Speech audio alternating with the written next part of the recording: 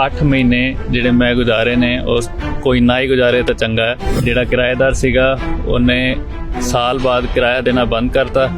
ਨਾ ਉਹ ਦਰਵਾਜ਼ਾ ਖੋਲਦੀ ਸੀਗੀ, ना मैं अंदर जा सकता सीगा। पूरे 2 साल मेरे घर पे कब्जा रखा। फर्स्ट मंथ लास्ट मंथ दिया, उसके बाद कोई मुझे किराया नहीं मिला। 2020 से लेकर 2021 तक हमें एक भी डॉलर किराया नहीं मिला। करीब हमारा 22,000 डॉलर को वो लॉस हुआ। जब तक कि थोड़ा कहना कि मीडिया च हाईलाइट नहीं होंदी ते साडे चुने नुमाइंदे एक्शन नहीं लेंदे। सुत्ते पे बस वेंदे जो हो रहा हो जान दो, इग्नोर कर दो। मेरा तकरीबन 1.5 ਲੱਖ ਡਾਲਰ ਦੇ ਕਰੀਬ ਮੇਰਾ ਨੁਕਸਾਨ ਹੋਇਆ। 25,000 ਡਾਲਰ ਤੱਕ ਕੋਰਟ ਨੇ ਕਿਹਾ ਉਹਨਾਂ ਤੋਂ ਲੈ ਲਓ, ਤੇ ਜਦੋਂ ਉਹ ਗਏ ਤੇ ਘਰ ਦੇਖਿਆ ਤਾਂ ਟੁੱਟਿਆ ਹੋਇਆ ਸੀ ਘਰ। ਸਿਰਫ ਟੈਨੈਂਟ ਬੋਰਡ ਹੈਗਾ, ਲੈਂਡਲੋਰਡ ਦੇ ਕੋਈ ਰਾਈਟਸ ਨਹੀਂ ਹੈਗੇ। ਲੈਂਡਲੋਰਡ ਨੂੰ ਇੱਕ ਮਤਲਬ ਚਾਹੁੰਦੇ ਆ ਕਿ ਲੈਂਡਲੋਰਡ ਖਤਮ ਕਰ ਦਈਏ ਇਹ ਜੋ ਇਹਨਾਂ ਨੇ ਸਿਸਟਮ ਬਣਾਇਆ ਹੋਇਆ। ਤਾਂ ਸਾਡਾ ਘੱਟੋ ਘੱਟ ਮਤਲਬ ਕਿ 40 ਤੋਂ 45,000 ਡਾਲਰ ਦਾ 40 ਤੋਂ 45,000 ਡਾਲਰ ਚਾਈਲਡ ਫੈਮਿਲੀ ਦਾ। ਟੰਨ ਸਾਹਿਬ ਤੁਹਾਡਾ ਟੋਟਲ ਕਿੰਨਾ ਲਾਸ ਹੋਇਆ? साडा टोटल ही सारा खर्चा मिला के ऑलमोस्ट 28,500 डॉलर। मेरा जो रेंट उसने देना था वो तो 2 साल के अंदर 32,000 बनता था। उसके बाद जो उसने सारा तोड़ा वोड़ा सब कुछ किया, उसमें तो मेरा आई थिंक $1,00,000 से भी ऊपर लग गया। हमारा जो है करीब 45,000 डॉलर लॉस हुआ, जिसमें 1 साल पूरा रेंट नहीं मिला और जो है डैमेज हुआ। ਮੇਰਾ ਰੈਂਟ ਪਾ ਕੇ ਤੇ ਜਿਹੜਾ ਘਰ ਤੋੜ ਕੇ ਗਏ ਤੇ 1.5 ਲੱਖ ਤੋਂ ਉੱਪਰ ਹੀ ਟੋਟਲ ਉਹ ਘਰ ਦਾ ਪੂਰਾ ਨੁਕਸਾਨ ਹੋਇਆ। प्रकाश जी आपका कितना लॉस हुआ टोटल? Around 14 to 15,000। ਮੇਰਾ ਤਕਰੀਬਨ ਪਿਛਲੇ ਸਾਲ ਤੋਂ ਮੈਨੂੰ 2,000 ਮੰਥਲੀ ਨੁਕਸਾਨ ਹੋ ਰਿਹਾ। ਕੋਈ ਇਸ ਤਰ੍ਹਾਂ ਕਹਿ ਸਕਦੇ ਆ ਵੀ 24-25। ਇੱਕ ਪ੍ਰਾਪਰਟੀ ਦੇ 30,000, ਇੱਕ ਪ੍ਰਾਪਰਟੀ ਹੋਰ ਹੈਗੀ ਸਾਡੀ ਜਿਹੜੀ ਪਾਰਟਨਰਸ਼ਿਪ ਚ ਲਈ ਹੈ, ਉਹਦੇ ਚ ਤਕਰੀਬਨ $25,000 ਜੀ। 30 ਤੋਂ 35,000 ਡਾਲਰ ਲਾਸ 30 ਤੋਂ 35,000 ਡਾਲਰ ਨੁਕਸਾਨ ਹੋਇਆ।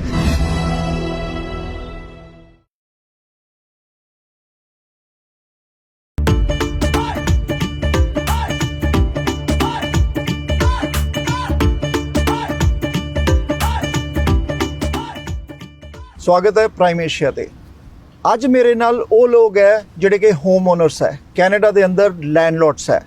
ਟੇਨੈਂਟ ਔਰ ਲੈਂਡਲੋਰਡ ਦੇ ਜਿਹੜੇ ਡਿਸਪਿਊਟ ਹੈ ਉਹਦੇ ਦੀ LTB ਲੈਂਡਲੋਰਡ ਟੇਨੈਂਟ ਬੋਰਡ ਬਣਾਇਆ ਗਿਆ ਹੈ। ਔਰ ਅਸੀਂ ਵੱਖ-ਵੱਖ ਟਾਈਮ ਤੇ ਪਿਛਲੇ ਕਿੰਨੇ ਸਾਲਾਂ 'ਚੋਂ ਇੱਦਾਂ ਦੇ ਲੈਂਡਲੋਰਡਸ ਹੈ ਜਿਨ੍ਹਾਂ ਨਾਲ ਗੱਲਬਾਤ ਕੀਤੀ, ਜਿਨ੍ਹਾਂ ਦੇ ਇਸ਼ੂ ਸੀਗੇ। ਪ੍ਰੋਫੈਸ਼ਨਲ ਟੈਨੈਂਟਸ ਨੇ ਜਿਨ੍ਹਾਂ ਦੇ ਘਰ ਕਬਜ਼ੇ ਕੀਤੇ ਸੀ, ਰੈਂਟ ਨਹੀਂ ਦਿੱਤਾ। ਬੈਂਕ ਆਫ ਕੈਨੇਡਾ ਨੇ 10 ਤੋਂ 11 ਬਾਅਦ ਇੰਟਰਸਟ ਰੇਟ ਵਧਾਏ ਹੈ ਪਿਛਲੇ ਸਾਲਾਂ 'ਚ, ਔਰ ਕੌਨਜ਼ੀਕਿਊਟਿਵ ਰੇਟ ਵਧਾਏ ਹੈ, ਤੇ ਮਕਾਨ ਮਾਲਿਕ ਨੇ ਆਪਣੀ ਕਿਸ਼ਤਾਂ ਕਿੱਦਾਂ ਦੇਣੀਆਂ। ਸੋ ਆਹ ਸਫਰਰਸ ਹੈ, ਔਰ ਕੱਲੇ ਆ ਨਹੀਂ, ਇਸ ਤੋਂ ਬਹੁਤ ਜ਼ਿਆਦਾ ਨੰਬਰਸ ਜ਼ਿਆਦਾ ਹੈ ਸਫਰਰਸ ਦੇ, ਲੈਂਡਲੋਰਡਸ ਦੇ। ਔਰ ਲੈਂਡਲੋਰਡਸ ਨੂੰ ਲੱਗਦਾ ਹੈ ਕਿ ਸਾਡੇ ਹੱਕ ਸਰਕਾਰ ਸੁਣਦੀ ਨਹੀਂ, ਸਾਡੇ ਹੱਕ ਜਿਹੜੇ ਸਾਨੂੰ ਨਹੀਂ ਦਿੱਤੇ ਜਾਂਦੇ। LTB ਦਾ ਨਾਮ ਚੇਂਜ ਕਰਕੇ ਟੇਨੈਂਟ ਬੋਰਡ ਕਰਤਾ ਜਾਏ, ਕਿਉਂਕਿ ਲੈਂਡਲੋਰਡ ਦੇ ਡਿਲੇ, ਉਹ ਕਹਿੰਦੇ ਜਦ ਡਿਲੇ ਹੁੰਦਾ ਤਾਂ ਜਸਟਿਸ ਨਹੀਂ ਮਿਲਦਾ। ਕੱਟ ਸ਼ਾਰਟ, ਅਸੀਂ ਲੈਂਡਲੋਰਡਸ ਹੋਮ ਓਨਰਸ ਦੀ ਜਿਹੜੀਆਂ ਤਕਲੀਫਾਂ ਉਹ ਸੁਣਾਂਗੇ, ਤੇ ਉਮੀਦ ਕਰਦੇ ਹਾਂ ਕਿ ਸਰਕਾਰਾਂ ਵੀ ਸੁਣੂਗੀਆਂ ਤੇ ਇਹਨਾਂ ਤੇ ਐਕਸ਼ਨ ਲਿੱਤਾ ਜਾਊਗਾ, ਔਰ ਲਾਅ 'ਚ ਅਗਰ ਅਮੈਂਡਮੈਂਟ ਕਰਨ ਦੀ ਲੋੜ ਹੈ ਤੇ ਉਹ ਵੀ ਕਰੂਗੀਆਂ। ਸੋ ਸਾਰਿਆਂ ਦਾ ਸਵਾਗਤ ਕਰਦੇ ਹਾਂ। ਤੇ ਸਭ ਤੋਂ ਪਹਿਲੇ ਆਪਾਂ ਚੱਲਦੇ ਹਾਂ ਮਨਪ੍ਰੀਤ ਜੀ ਤੋਂ। ਮਨਪ੍ਰੀਤ ਜੀ, ਅਗਰ ਤੁਸੀਂ ਸਾਨੂੰ ਦੱਸੋ ਕਿ ਤੁਹਾਡਾ ਕੀ ਇਸ਼ੂ ਸੀਗਾ ਤੇ ਸਟੇਟਸ ਅੱਜ ਕਿੱਥੇ ਪਹੁੰਚਦਾ ਹੈ? ਸਤਿ ਸ਼੍ਰੀ ਅਕਾਲ ਜੀ ਸਾਰਿਆਂ ਨੂੰ। ਤਾਂ ਮੇਰਾ ਜਿਹੜਾ ਮਕਾਨ ਸੀਗਾ ਉਹ ਇੱਕ ਇਨਵੈਸਟਮੈਂਟ ਪ੍ਰਾਪਰਟੀ ਸੀਗੀ, ਜਿਹ 'ਚ ਅੱਜ ਤੋਂ ਕੋਈ 6 ਮਹੀਨੇ ਹੋ ਗਏ ਉਹਨੂੰ ਖਾਲੀ ਹੋਏ। ਬਟ ਉਹ 8 ਮਹੀਨੇ ਜਿਹੜੇ ਮੈਂ ਗੁਜ਼ਾਰੇ ਨੇ ਉਸ ਕੋਈ ਨਾ ਹੀ ਗੁਜ਼ਾਰੇ ਤਾਂ ਚੰਗਾ ਹੈ। ਜਿਹੜਾ ਕਿਰਾਏਦਾਰ ਸੀਗਾ ਉਹਨੇ ਸਾਲ ਬਾਅਦ ਕਿਰਾਇਆ ਦੇਣਾ ਬੰਦ ਕਰਤਾ। ਨਾ ਉਹ ਦਰਵਾਜ਼ਾ ਖੋਲਦੀ ਸੀਗੀ, ਨਾ ਮੈਂ ਅੰਦਰ ਜਾ ਸਕਦਾ ਸੀਗਾ। ਕੇਸ ਫਾਈਲ ਕਰਨ ਤੋਂ ਬਾਅਦ ਕੋਈ ਡੇਟ ਨਹੀਂ ਮਿਲਦੀ ਸੀਗੀ। ਹਾਰ ਕੇ ਮੈਨੂੰ ਕਰਨਾ ਕੀ ਪਿਆ ਮੇਰੀ ਸਿਚੁਏਸ਼ਨ ਰਿਜ਼ੋਲਵ ਕਰਨ ਵਾਸਤੇ, ਬਿਕੋਜ਼ ਕੋਈ ਸੁਣਵਾਈ ਨਹੀਂ ਸੀਗੀ। ਮੈਨੂੰ ਉਹਨੂੰ ਆਫਰ ਦੇਣੀ ਪਈ ਕਿ ਜੀ ਤੂੰ ਖਾਲੀ ਕਰ ਜਾ ਤੇ ਤੇਰਾ ਸਾਰਾ ਪੁਰਾਣਾ ਕਿਰਾਇਆ ਅਸੀਂ ਮਾफ़ ਕਰ ਦਾਂਗੇ। ਤੇ ਜਿਸ ਦਿਨ ਮੈਂ ਉਹਨੂੰ ਆਫਰ ਦਿੱਤੀ, 15 ਦਿਨ 'ਚ ਉਹ ਮਕਾਨ ਖਾਲੀ ਕਰਕੇ ਚਲੀ ਗਈ। ਤੇ ਖਾਲੀ ਕਰਨ ਤੋਂ ਅਗਲੇ ਦਿਨ ਬਾਅਦ ਮੈਨੂੰ ਈਮੇਲ ਆਉਂਦੀ ਜੀ ਤੁਹਾਡੇ ਕੋਲ ਕੇਸ ਨੂੰ ਡੇਟ ਅਸਾਈਨ ਕਰਤੀ ਹੈ। ਤਾਂ ਉਸ ਟਾਈਮ 'ਤੇ ਮੈਨੂੰ ਕੀ ਫਾਇਦਾ ਉਸ ਡੇਟ ਦਾ, ਜਦੋਂ ਮੈਨੂੰ 28,000 ਦਾ ਲਾਸ ਹੋਇਆ। ਤੇ ਉਹ $28,000 ਮੇਰੇ ਵਾਸਤੇ ਕੌਣ ਰਿਕਵਰੀ ਕਰੇਗਾ? ਕਿਸੇ ਕੋਲ ਜਾਵਾਂ ਮੈਂ ਉਹ ਰਿਕਵਰ ਕਰਨ ਵਾਸਤੇ? ਕੀ ਉਹ ਮੇਰੀ ਗਲਤੀ ਸੀਗੀ ਕਿ ਉਹ ਲਾਸ ਮੇਰਾ ਬਣ ਗਿਆ, ਜਾਂ ਉਹ ਗੌਰਮੈਂਟ ਨੂੰ ਕੁਝ ਕਰਨਾ ਚਾਹੀਦਾ ਉਹਦੇ 'ਚ ਆ ਕੇ ਕਿ ਰੂਲਸ ਅਮੈਂਡ ਕਰਨੇ ਚਾਹੀਦੇ ਹੈ? ਬਿਕੋਜ਼ ਅੱਜ ਦੀ ਡੇਟ 'ਚ ਜੇ LTB ਨੂੰ ਅਸੀਂ ਦੇਖੀਏ ਤੇ ਉਹ ਸਿਰਫ ਇੱਕ ਟੈਨੈਂਟ ਫੇਵਰਿੰਗ ਬੋਡੀ ਹੈਗੀ ਹੈ। ਲੈਂਡਲੋਰਡ ਦਾ ਉਹਦੇ 'ਚ ਕੋਈ ਰਾਈਟ ਨਹੀਂ ਹੈਗਾ। ਤੁਹਾਡੇ 28,000 ਨਹੀਂ ਮਿਲੇ? ਕੁਝ ਵੀ ਨਹੀਂ ਮਿਲਿਆ। ओके ਤੁਸੀਂ ਅਗਰ ਮਾਈਕ ਸਮੀਰਾ जी ਨੂੰ दे दो तो समीरा जी आपकी सिचुएशन क्या है आज, क्योंकि आपने पहले भी प्राइम मिनिस्टर पे बात की है, आप भी एक सफर रहे हो, सो आने वाले और जितने लैंडलॉर्ड्स हैं उनके सामने भी आपके जैसी सिचुएशन आ सकती है। अस्सलाम वालेकुम जी।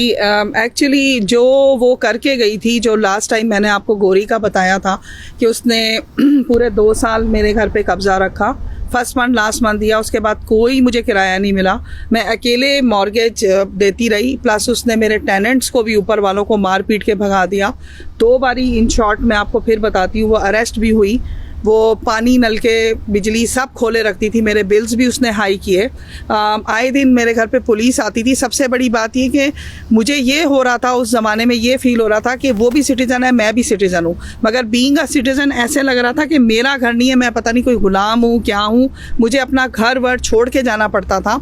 और फिर काफ़ी साल फिर मैंने एक शालिनी पुरी से केस चलाया, तो बड़ी मुश्किल से वो 2 साल बाद निकली, लेकिन घर पूरा डैमेज कर दिया, मेरी बेसमेंट में नई सिरे से मुझे बनानी पड़ी, और उसमें भी कॉन्ट्रैक्टर्स मेरे पैसे खा के गए। उस चीज़ का मुझको लोन लेना पड़ गया अपनी घर की इक्विटी में से। आप ये समझिए कि इतना उसने सारा तकरीबन तोड़ दिया था सब कुछ, तो कोई भी किस्म का पैसा मुझे वापस नहीं मिला। मेरे कोई 32,000 बनते थे उसके ऊपर, जो कि मुझे वापस नहीं हुए, प्लस मेरे सारा घर मैंने खुद से बनवाया दोबारा, और बीच में कॉन्ट्रैक्टर्स भी, being a single, I am not married, तो मुझे काफ़ी सफ़र अभी तक मैं भुगत रही हूँ, और मेरे पर लोन्स चढ़ गए हैं बिकॉज ऑफ दैट। तो यहाँ पे ऐसा है कि बंदा अपना मॉर्गेज पे करके घर लेता है, राइट, तो लैंडलॉर्ड का बीइंग अ सिटीजन कोई राइट ही नहीं है। तो इस चीज़ में कुछ अमेंडमेंट होनी चाहिए रूल्स में, क्योंकि इस तरह तो फिर लोग घर लेना छोड़ देंगे। मुझे अभी सरकार, समीरा जी, सरकार तो कहती है कि हमने तो 14 और नए जो इंस्पेक्टर हायर कर लिए, हम आपकी सिचुएशन जो है सॉल्व कर दी है, तो क्या कहोगे उस पर आप? मुझे नहीं लगता कि ये सॉल्व हुई हुई है। इवन अभी भी जो मेरे पास बच्चे आते हैं बहुत गन डालते हैं, और क्योंकि अब तो मेरे अंदर भी एक थोड़ी सी बोल्डनेस आ गई है, क्योंकि इतना पुलिस को मैंने डील कर लिया पूरे 2 साल तक कि मैं भी फिर अब थोड़ी सी स्ट्रिक्ट हो गई हूँ। कि जो बच्चे आते हैं, बाज़ दफ़ा स्टूडेंट्स भी, उन्होंने भी तंग करना शुरू किया। वह घर बिल्कुल गंदा कर देते हैं, जो खाया वहीं पे साइड पे फेंक दिया। अब मेरी मजबूरी है, क्योंकि मेरे पे तो पहले ही पिछली वाली की वजह से लोन बहुत चढ़ चुका है। ठीक है, तो मुझे मॉर्गेज हर साल जो है ना, वो मॉर्गेज अलग बढ़ती जा रही है, तो क्या करें। ठीक है समीरा जी, मैं अब्दुल जी के पास जाता हूँ। अब्दुल जी एक टैक्सी चलाते है, पिछली बार जब गलबात की सी ते आ साडे कैमरे ते रो भी पे सी, ਇਹਨਾਂ ਨੂੰ रोना आ गया सी, क्योंकि ਇਹਨਾਂ ਦੀ ਜਿਹੜੀ सफरिंग है बहुत ज़्यादा सी। अब्दुल जी क्या कहना चाहोगे? बैंक ऑफ कनाडा के तो रेट भी बढ़ गए हैं, क्या अपने खर्चे पूरे हो जाते हैं? नितिन साहब, पहली बात तो यह है कि सबको हमारी तरफ से अस्सलाम वालेकुम। और हमने 2018 में अपना मकान रेंट किया था, और 2020 से लेकर 2021 तक हमें एक भी डॉलर किराया नहीं मिला। करीब हमारा $22,000 को वो लॉस हुआ, और उसका डैमेज और प्रॉपर्टी का टोटल $35,000 का लॉस हुआ। फिर मैंने जब पुलिस कॉल करके लेडी को निकाला, पुलिस पे FIR हुई। FIR के बाद फिर जो है हमें कोई भी इंफॉर्मेशन नहीं है कि वो लेडी कहाँ पे है, कैसे है।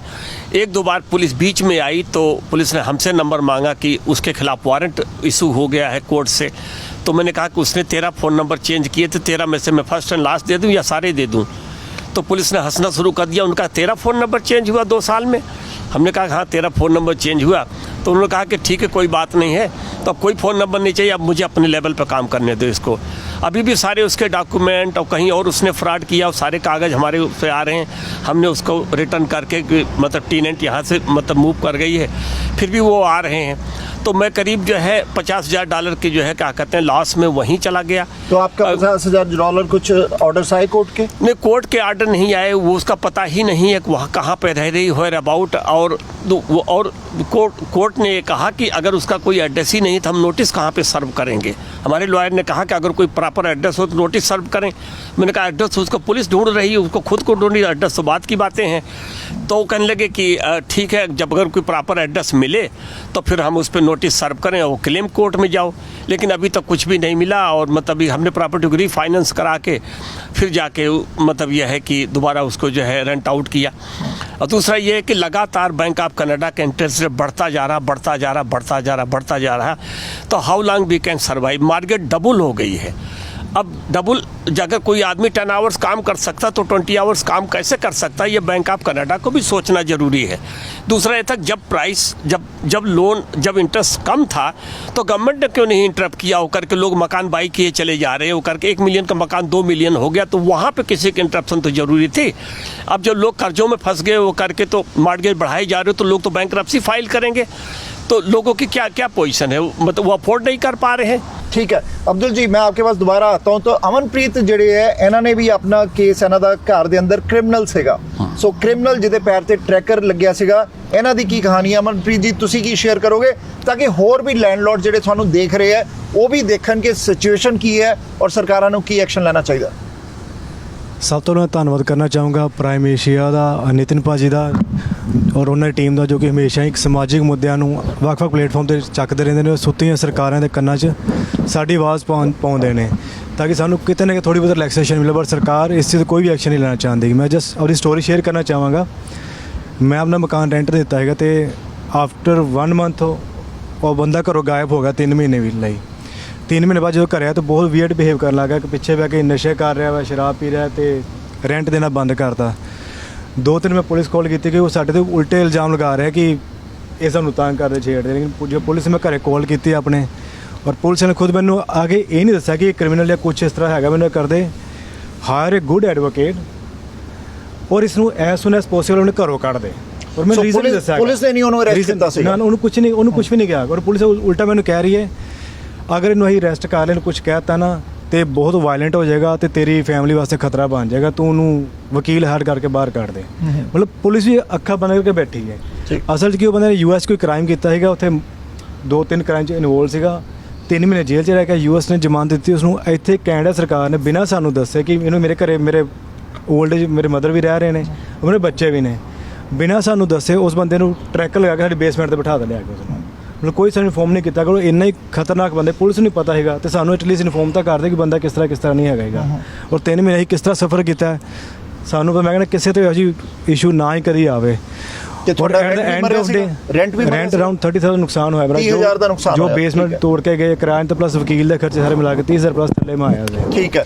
ਔਰ ਜਦੋਂ ਇਸ਼ੂ ਮੀਡੀਆ ਵਿੱਚ ਆਇਆ, ਹਾਈਲਾਈਟ ਹੋਇਆ, ਉਸ ਤੋਂ ਬਾਅਦ ਮੈਨੂੰ ਪੁਲਿਸ ਚੀਫ ਕਾਲ ਕਰਕੇ ਕਹਿ ਰਹੇ ਨੇ, ਫਿਰ ਉਸ ਤੋਂ ਬਾਅਦ ਐਕਸ਼ਨ ਲੈਣਾ ਸ਼ੁਰੂ ਹੋਇਆ। ਮਤਲਬ ਇਸ ਚੀਜ਼ ਨੂੰ ਪਹਿਲੇ ਕਿਉਂ ਆਪਾਂ ਟੈਕਲ ਕਰ ਰਹੇ ਗਏ, ਜਦ ਤੱਕ ਕੀ ਤੁਹਾਡਾ ਕਹਿਣਾ ਕਿ ਮੀਡੀਆ 'ਚ ਹਾਈਲਾਈਟ ਨਹੀਂ ਹੁੰਦੀ ਤੇ ਸਾਡੇ ਚੁਣੇ ਨੁਮਾਇੰਦੇ ਐਕਸ਼ਨ ਹੀ ਨਹੀਂ ਲੈਂਦੇ, ਸੁੱਤੇ ਪਏ ਨੂੰ ਬਸ ਵੇਖਦੇ ਜੋ ਹੋ ਰਿਹਾ ਹੋ ਜਾਣ ਦੋ, ਇਗਨੋਰ ਕਰ ਦੋ। ਪਰਮਜੀਤ ਜੀ, ਤੁਸੀਂ ਤੁਹਾਡੀ ਜਿਹੜੀ ਘਰ ਹੈ ਇਨਵੈਸਟਮੈਂਟ ਪ੍ਰਾਪਰਟੀ ਵਿੰਡਸਰ 'ਚ ਹੈ, ਤੁਸੀਂ ਬਰੈਂਪਟਨ ਰਹਿੰਦੇ ਹੋ, ਤੁਹਾਡਾ ਕਿੱਸਾ ਕੀ ਹੈ? ਇੱਦਾਂ ਜੀ ਤੁਹਾਡਾ ਨੁਕਸਾਨ ਕਿੰਨੇ ਅਮਾਊਂਟ ਦਾ ਹੋਇਆ ਪਹਿਲੇ ਉਹ ਦੱਸੋ। ਨੁਕਸਾਨ ਤਾਂ ਬਹੁਤ ਹੋ ਗਿਆ ਜੀ। ਮੈਨੂੰ ਉਹਦਾ ਜੋ ਰੈਂਟ ਦਿੱਤਾ ਜਾ ਰਿਹਾ, ਮੇਰੀ ਰੈਂਟਲ ਪ੍ਰਾਪਰਟੀ ਹੈਗੀ ਆ ਵਿੰਡਸਰ ਦੇ ਵਿੱਚ। ਠੀਕ ਹੈ। ਵਿੰਡਸਰ ਦੇ ਵਿੱਚ ਪ੍ਰਾਪਰਟੀ ਆ, ਉਹਨੂੰ ਮੈਂ ਰੈਂਟ ਤੇ ਦਿੱਤੀ ਸੀ 2018 ਦੇ ਵਿੱਚ। 2021 ਦੇ ਵਿੱਚ ਅਸੀਂ ਉਹਨੂੰ ਅਪਰੋਚ ਕੀਤਾ, ਨਾਲੇ ਪ੍ਰਾਪਰਟੀ ਦੀ ਵਿਜ਼ਿਟ ਕੀਤੀ ਤੇ ਉਹਨੂੰ ਅਸੀਂ ਕਿਹਾ ਵੀ ਮੇਰੇ ਬੇਟੇ ਨੇ ਇੱਥੇ ਜੌਬ ਕਰਨੀ ਹੈ ਹੁਣ ਤੇ ਉਹਨਾਂ ਅਸੀਂ ਮੂਵ ਕਰਨਾ ਹੈ। ਠੀਕ ਹੈ। ਤੇ ਉਸ ਮੂਵ ਕਰਨ ਤੋਂ ਪਹਿਲਾਂ ਅਸੀਂ ਇਹਦੀ ਰੈਨੋਵੇਸ਼ਨ ਕਰਨੀ ਹੈ ਤੇ ਤੁਸੀਂ ਇਹ ਪ੍ਰਾਪਰਟੀ ਵੈਕੇਟ ਕਰ ਦੇ। ਠੀਕ। ਸਾਨੂੰ ਉਹਨੇ ਪਹਿਲਾਂ ਤਾਂ ਉਦੋਂ ਜਦੋਂ ਅਸੀਂ ਘਰ ਅਸੀਂ ਪਹੁੰਚੇ ਤਾਂ ਉਹਨੇ ਸਾਨੂੰ ਕਹਿ ਦਿੱਤਾ ਵੀ ਮੈਂ ਵੈਕੇਟ ਕਰ ਦਾਂਗਾ। 2 ਦਿਨਾਂ ਬਾਅਦ ਉਹ ਸਾਨੂੰ ਈਮੇਲ ਕਰ ਰਿਹਾ ਹੈ ਵੀ ਮੈਂ ਪ੍ਰਾਪਰਟੀ ਵੈਕੇਟ ਨਹੀਂ ਕਰਨੀ, ਹੁਣ ਨਹੀਂ ਮੈਂ ਕਰਨੀ, ਮੈਂ ਅਗਲੇ ਸਾਲ ਪ੍ਰਾਪਰਟੀ ਵੈਕੇਟ ਕਰ ਦਿਆਂਗਾ, ਮੇਰੇ ਬੱਚੇ ਪੜ੍ਹਦੇ ਆ। ਅਸੀਂ ਫਿਰ ਮੀਨ ਟਾਈਮ ਮੇਰੇ ਬੱਚੇ ਨੂੰ ਇੱਥੇ ਜੌਬ ਮਿਲ ਗਈ, ਬੇਟੇ ਨੂੰ, ਤੇ ਅਸੀਂ ਆਖਿਆ ਵੀ ਚਲੋ ਕੋਈ ਨੈਕਸਟ ਈਅਰ ਇਹ ਵੈਕੇਟ ਕਰ ਦੇਗਾ। ਜਦੋਂ ਨੈਕਸਟ ਈਅਰ ਅਸੀਂ ਉਹ ਤੋਂ ਟਾਈਮ ਲੈ ਕੇ ਉਹਦੇ ਕੋਲ ਗਏ ਭਈ ਸਾਨੂੰ ਤੂੰ ਪ੍ਰਾਪਰਟੀ ਵੈਕੇਟ ਕਰ ਦੇ, ਤੇ ਉਹ ਸਾਡੇ ਨਾਲ ਬਹੁਤ ਐਗਰੈਸਿਵ ਹੋਇਆ, ਇੱਥੋਂ ਤੱਕ ਕਿ ਉਹ ਸਾਨੂੰ ਇਹ ਡਰ ਪੈਦਾ ਹੋ ਗਿਆ ਵੀ ਇਹ ਹਿੱਟ ਕਰੇਗਾ। ਉਹਦੇ ਨਾਲ ਇਸ ਤਰ੍ਹਾਂ ਹੋਇਆ ਵੀ ਅਸੀਂ ਪੁਲਿਸ ਕਾਲ ਕੀਤੀ, ਪੁਲਿਸ ਦਾ ਰਿਸਪੌਂਸ ਇਹ ਸੀ ਵੀ ਇਹਨੇ ਤੁਹਾਨੂੰ ਕੋਈ ਹਾਰਮ ਤਾਂ ਨਹੀਂ ਕੀਤਾ ਅਜੇ। ਅਸੀਂ ਉਹਨਾਂ ਨੂੰ ਆਖਿਆ ਵੀ ਨਹੀਂ ਕੋਈ ਹਾਰਮ ਨਹੀਂ ਕੀਤਾ, ਤੇ ਉਹ ਕਹਿ ਰਿਹਾ ਹੈ ਵੀ ਤੁਸੀਂ ਪ੍ਰਾਪਰਟੀ ਤੋਂ ਬਾਹਰ ਹੋ ਜਾਓ, ਅਸੀਂ ਆ ਰਹੇ ਹਾਂ। ਅਸੀਂ ਪ੍ਰਾਪਰਟੀ ਤੋਂ ਬਾਹਰ ਹੋ ਗਏ, 3 ਘੰਟੇ ਆਊਟਸਾਈਡ ਦੀ ਪ੍ਰਾਪਰਟੀ ਅਸੀਂ ਪੁਲਿਸ ਨੂੰ ਵੇਟ ਕੀਤਾ ਤੇ ਪੁਲਿਸ ਨੇ ਬਿਲਕੁਲ ਨਹੀਂ ਆਈ। ਉਹ ਕਹਿੰਦੇ ਸਾਡੇ ਕੋਲ ਵਿੰਡਸਰ ਦੀ ਗੱਲ ਹੈ। ਹਾਂਜੀ, ਵਿੰਡਸਰ ਦੀ ਗੱਲ ਹੈ। ਵਿੰਡਸਰ ਦੀ ਅਗਸਤ 2022 ਦੀ। ਠੀਕ ਹੈ। ਓਕੇ, ਪੁਲਿਸ ਨੇ ਕੁਝ ਨਹੀਂ ਕੀਤਾ। LTB ਕੋਰਟ ਬਣਿਆ, ਤੁਸੀਂ ਕੋਰਟ 'ਚ ਕਿਉਂ ਨਹੀਂ ਗਏ? ਕੋਰਟ 'ਚ ਕੀਤਾ ਜੀ, ਅਸੀਂ ਕੋਰਟ 'ਚ ਅਪਰੋਚ ਕੀਤਾ, ਕੇਸ ਫਾਈਲ ਕੀਤਾ ਅਗਸਤ 2022 ਦੇ ਵਿੱਚ। ਕਿੰਨੇ ਮਹੀਨੇ ਬਾਅਦ ਕੇਸ ਓਪਨ ਹੋਇਆ? ਕੇਸ ਸਾਨੂੰ ਜੀ ਮਾਰਚ ਦੇ ਵਿੱਚ, ਅਪ੍ਰੈਲ ਦੇ ਵਿੱਚ 2023 ਦੇ ਵਿੱਚ ਆਈ ਆ। ਸੋ 8 ਮਹੀਨੇ ਦੇ ਅਪਰੋਕਸੀਮੇਟਲੀ ਬਾਅਦ ਕੇਸ ਓਪਨ। ਹੀਅਰਿੰਗ 4 ਮਈ ਨੂੰ ਹੀਅਰਿੰਗ ਹੋਈ ਤੇ ਅੱਜ ਤੱਕ ਤਕਰੀਬਨ 3 ਮਹੀਨੇ ਹੋ ਚੱਲੇ ਆ ਸਾਨੂੰ, ਮਤਲਬ ਕਿ ਉਹਨਾਂ ਨੇ ਕੋਈ ਰਿਸਪੌਂਸ ਨਹੀਂ, ਆਰਡਰ ਜਿਹੜਾ ਆ ਹੋਲਡ ਕੀਤਾ ਆ, ਆਰਡਰ ਜਿਹੜਾ ਪੋਰਟਲ ਤੇ ਪਾਇਆ ਹੀ ਨਹੀਂ। ਠੀਕ ਹੈ, ਹਾਂਜੀ ਓਕੇ, ਮੈਂ ਤੁਹਾਡੇ ਕੋਲ ਦੁਬਾਰਾ ਆਉਣਾ। ਜੋਹਲ ਸਾਹਿਬ ਜਿਹੜੇ ਹੈ, ਇਹਨਾਂ ਦਾ ਵੀ ਵਿੰਡਸਰ 'ਚ ਘਰ ਸੀ, ਉੱਥੇ ਰਹਿੰਦੇ ਸੀ, ਬਰੈਂਪਟਨ 'ਚ ਇਹਨਾਂ ਦੀ ਪ੍ਰਾਪਰਟੀ, ਇਹਨਾਂ ਦੇ ਘਰ ਤੇ ਵੀ ਜਿਹੜੇ 7-8 ਜਣੇ ਰਹਿੰਦੇ ਸੀਗੇ। ਸੋ ਜੋਹਲ ਸਾਹਿਬ ਦੇ ਕੋਲ ਕੋਰਟ ਆਰਡਰ ਵੀ ਹੈ, ਇਹਨਾਂ ਕੋਲ ਕੋਰਟ ਦੇ ਆਰਡਰ ਜਿਹੜੇ ਇਹਨਾਂ ਦੇ ਫੇਵਰ 'ਚ ਆਏ ਹੋਏ ਹੈ, ਔਰ ਇਹਨਾਂ ਦਾ ਜਿਹੜਾ ਡੈਮੇਜ ਹੈ ਉਹਦਾ ਅਮਾਉਂਟ ਵੀ ਆ ਦੱਸੋਗੇ। ਜੋਹਲ ਸਾਹਿਬ, ਤੁਸੀਂ ਅਗਰ ਆਪਣੀ ਸਟੋਰੀ ਸ਼ੇਅਰ ਕਰੋ, ਕਿੰਨੇ ਦਾ ਨੁਕਸਾਨ ਹੋਇਆ, ਕੋਰਟ ਆਰਡਰ ਕੀ ਕਹਿੰਦੇ ਤੁਹਾਡੇ ਫੇਵਰ 'ਚ? ਮੇਰਾ ਤਕਰੀਬਨ $1.5 ਲੱਖ ਦੇ ਕਰੀਬ ਮੇਰਾ ਨੁਕਸਾਨ ਹੋਇਆ। $25,000 ਤਾਂ ਕੋਰਟ ਨੇ ਕਿਹਾ ਉਹਨਾਂ ਤੋਂ ਲੈ ਲਓ, ਤੇ ਜਦੋਂ ਉਹ ਗਏ ਤੇ ਘਰ ਦੇਖਿਆ ਤਾਂ ਟੁੱਟਿਆ ਹੋਇਆ ਸੀ ਘਰ, ਸਾਰੇ ਕਿਤੇ, ਈਵਨ ਮੀਡੀਆ ਵੀ ਸਾਰਾ ਗਵਾਹ ਆ, ਪ੍ਰਾਈਮ ਏਸ਼ੀਆ ਵੀ ਗਵਾਹ ਆ, ਕਿਉਂਕਿ ਉੱਥੇ ਗਏ ਸੀਗੇ। ਤੇ ਜਦੋਂ ਅਸੀਂ ਪ੍ਰਾਈਮ ਏਸ਼ੀਆ ਤੇ ਆਏ ਤੇ ਫਿਰ ਉਹ ਡਰਦੇ ਮਾਰੇ ਭੱਜ ਗਏ। ਸੋ ਅੱਜ ਮੈਨੂੰ 1.5 ਸਾਲ ਹੋ ਗਿਆ ਕੋਰਟ ਦੇ ਵਿੱਚ ਕੇਸ ਫਾਈਲ ਕੀਤਿਆਂ, ਤੇ ਕੋਰਟ ਦੇ ਵਿੱਚ ਹਜੇ ਤੱਕ ਮੈਨੂੰ ਡੇਟ ਨਹੀਂ ਮਿਲੀ। ਨਾ ਤਾਂ ਕੋਰਟਾਂ ਦੇ ਵਿੱਚ ਪੂਰੇ ਜੱਜ ਨੇ, ਨਾ ਕੋਰਟਾਂ 'ਚ ਪੂਰਾ ਸਟਾਫ ਆ।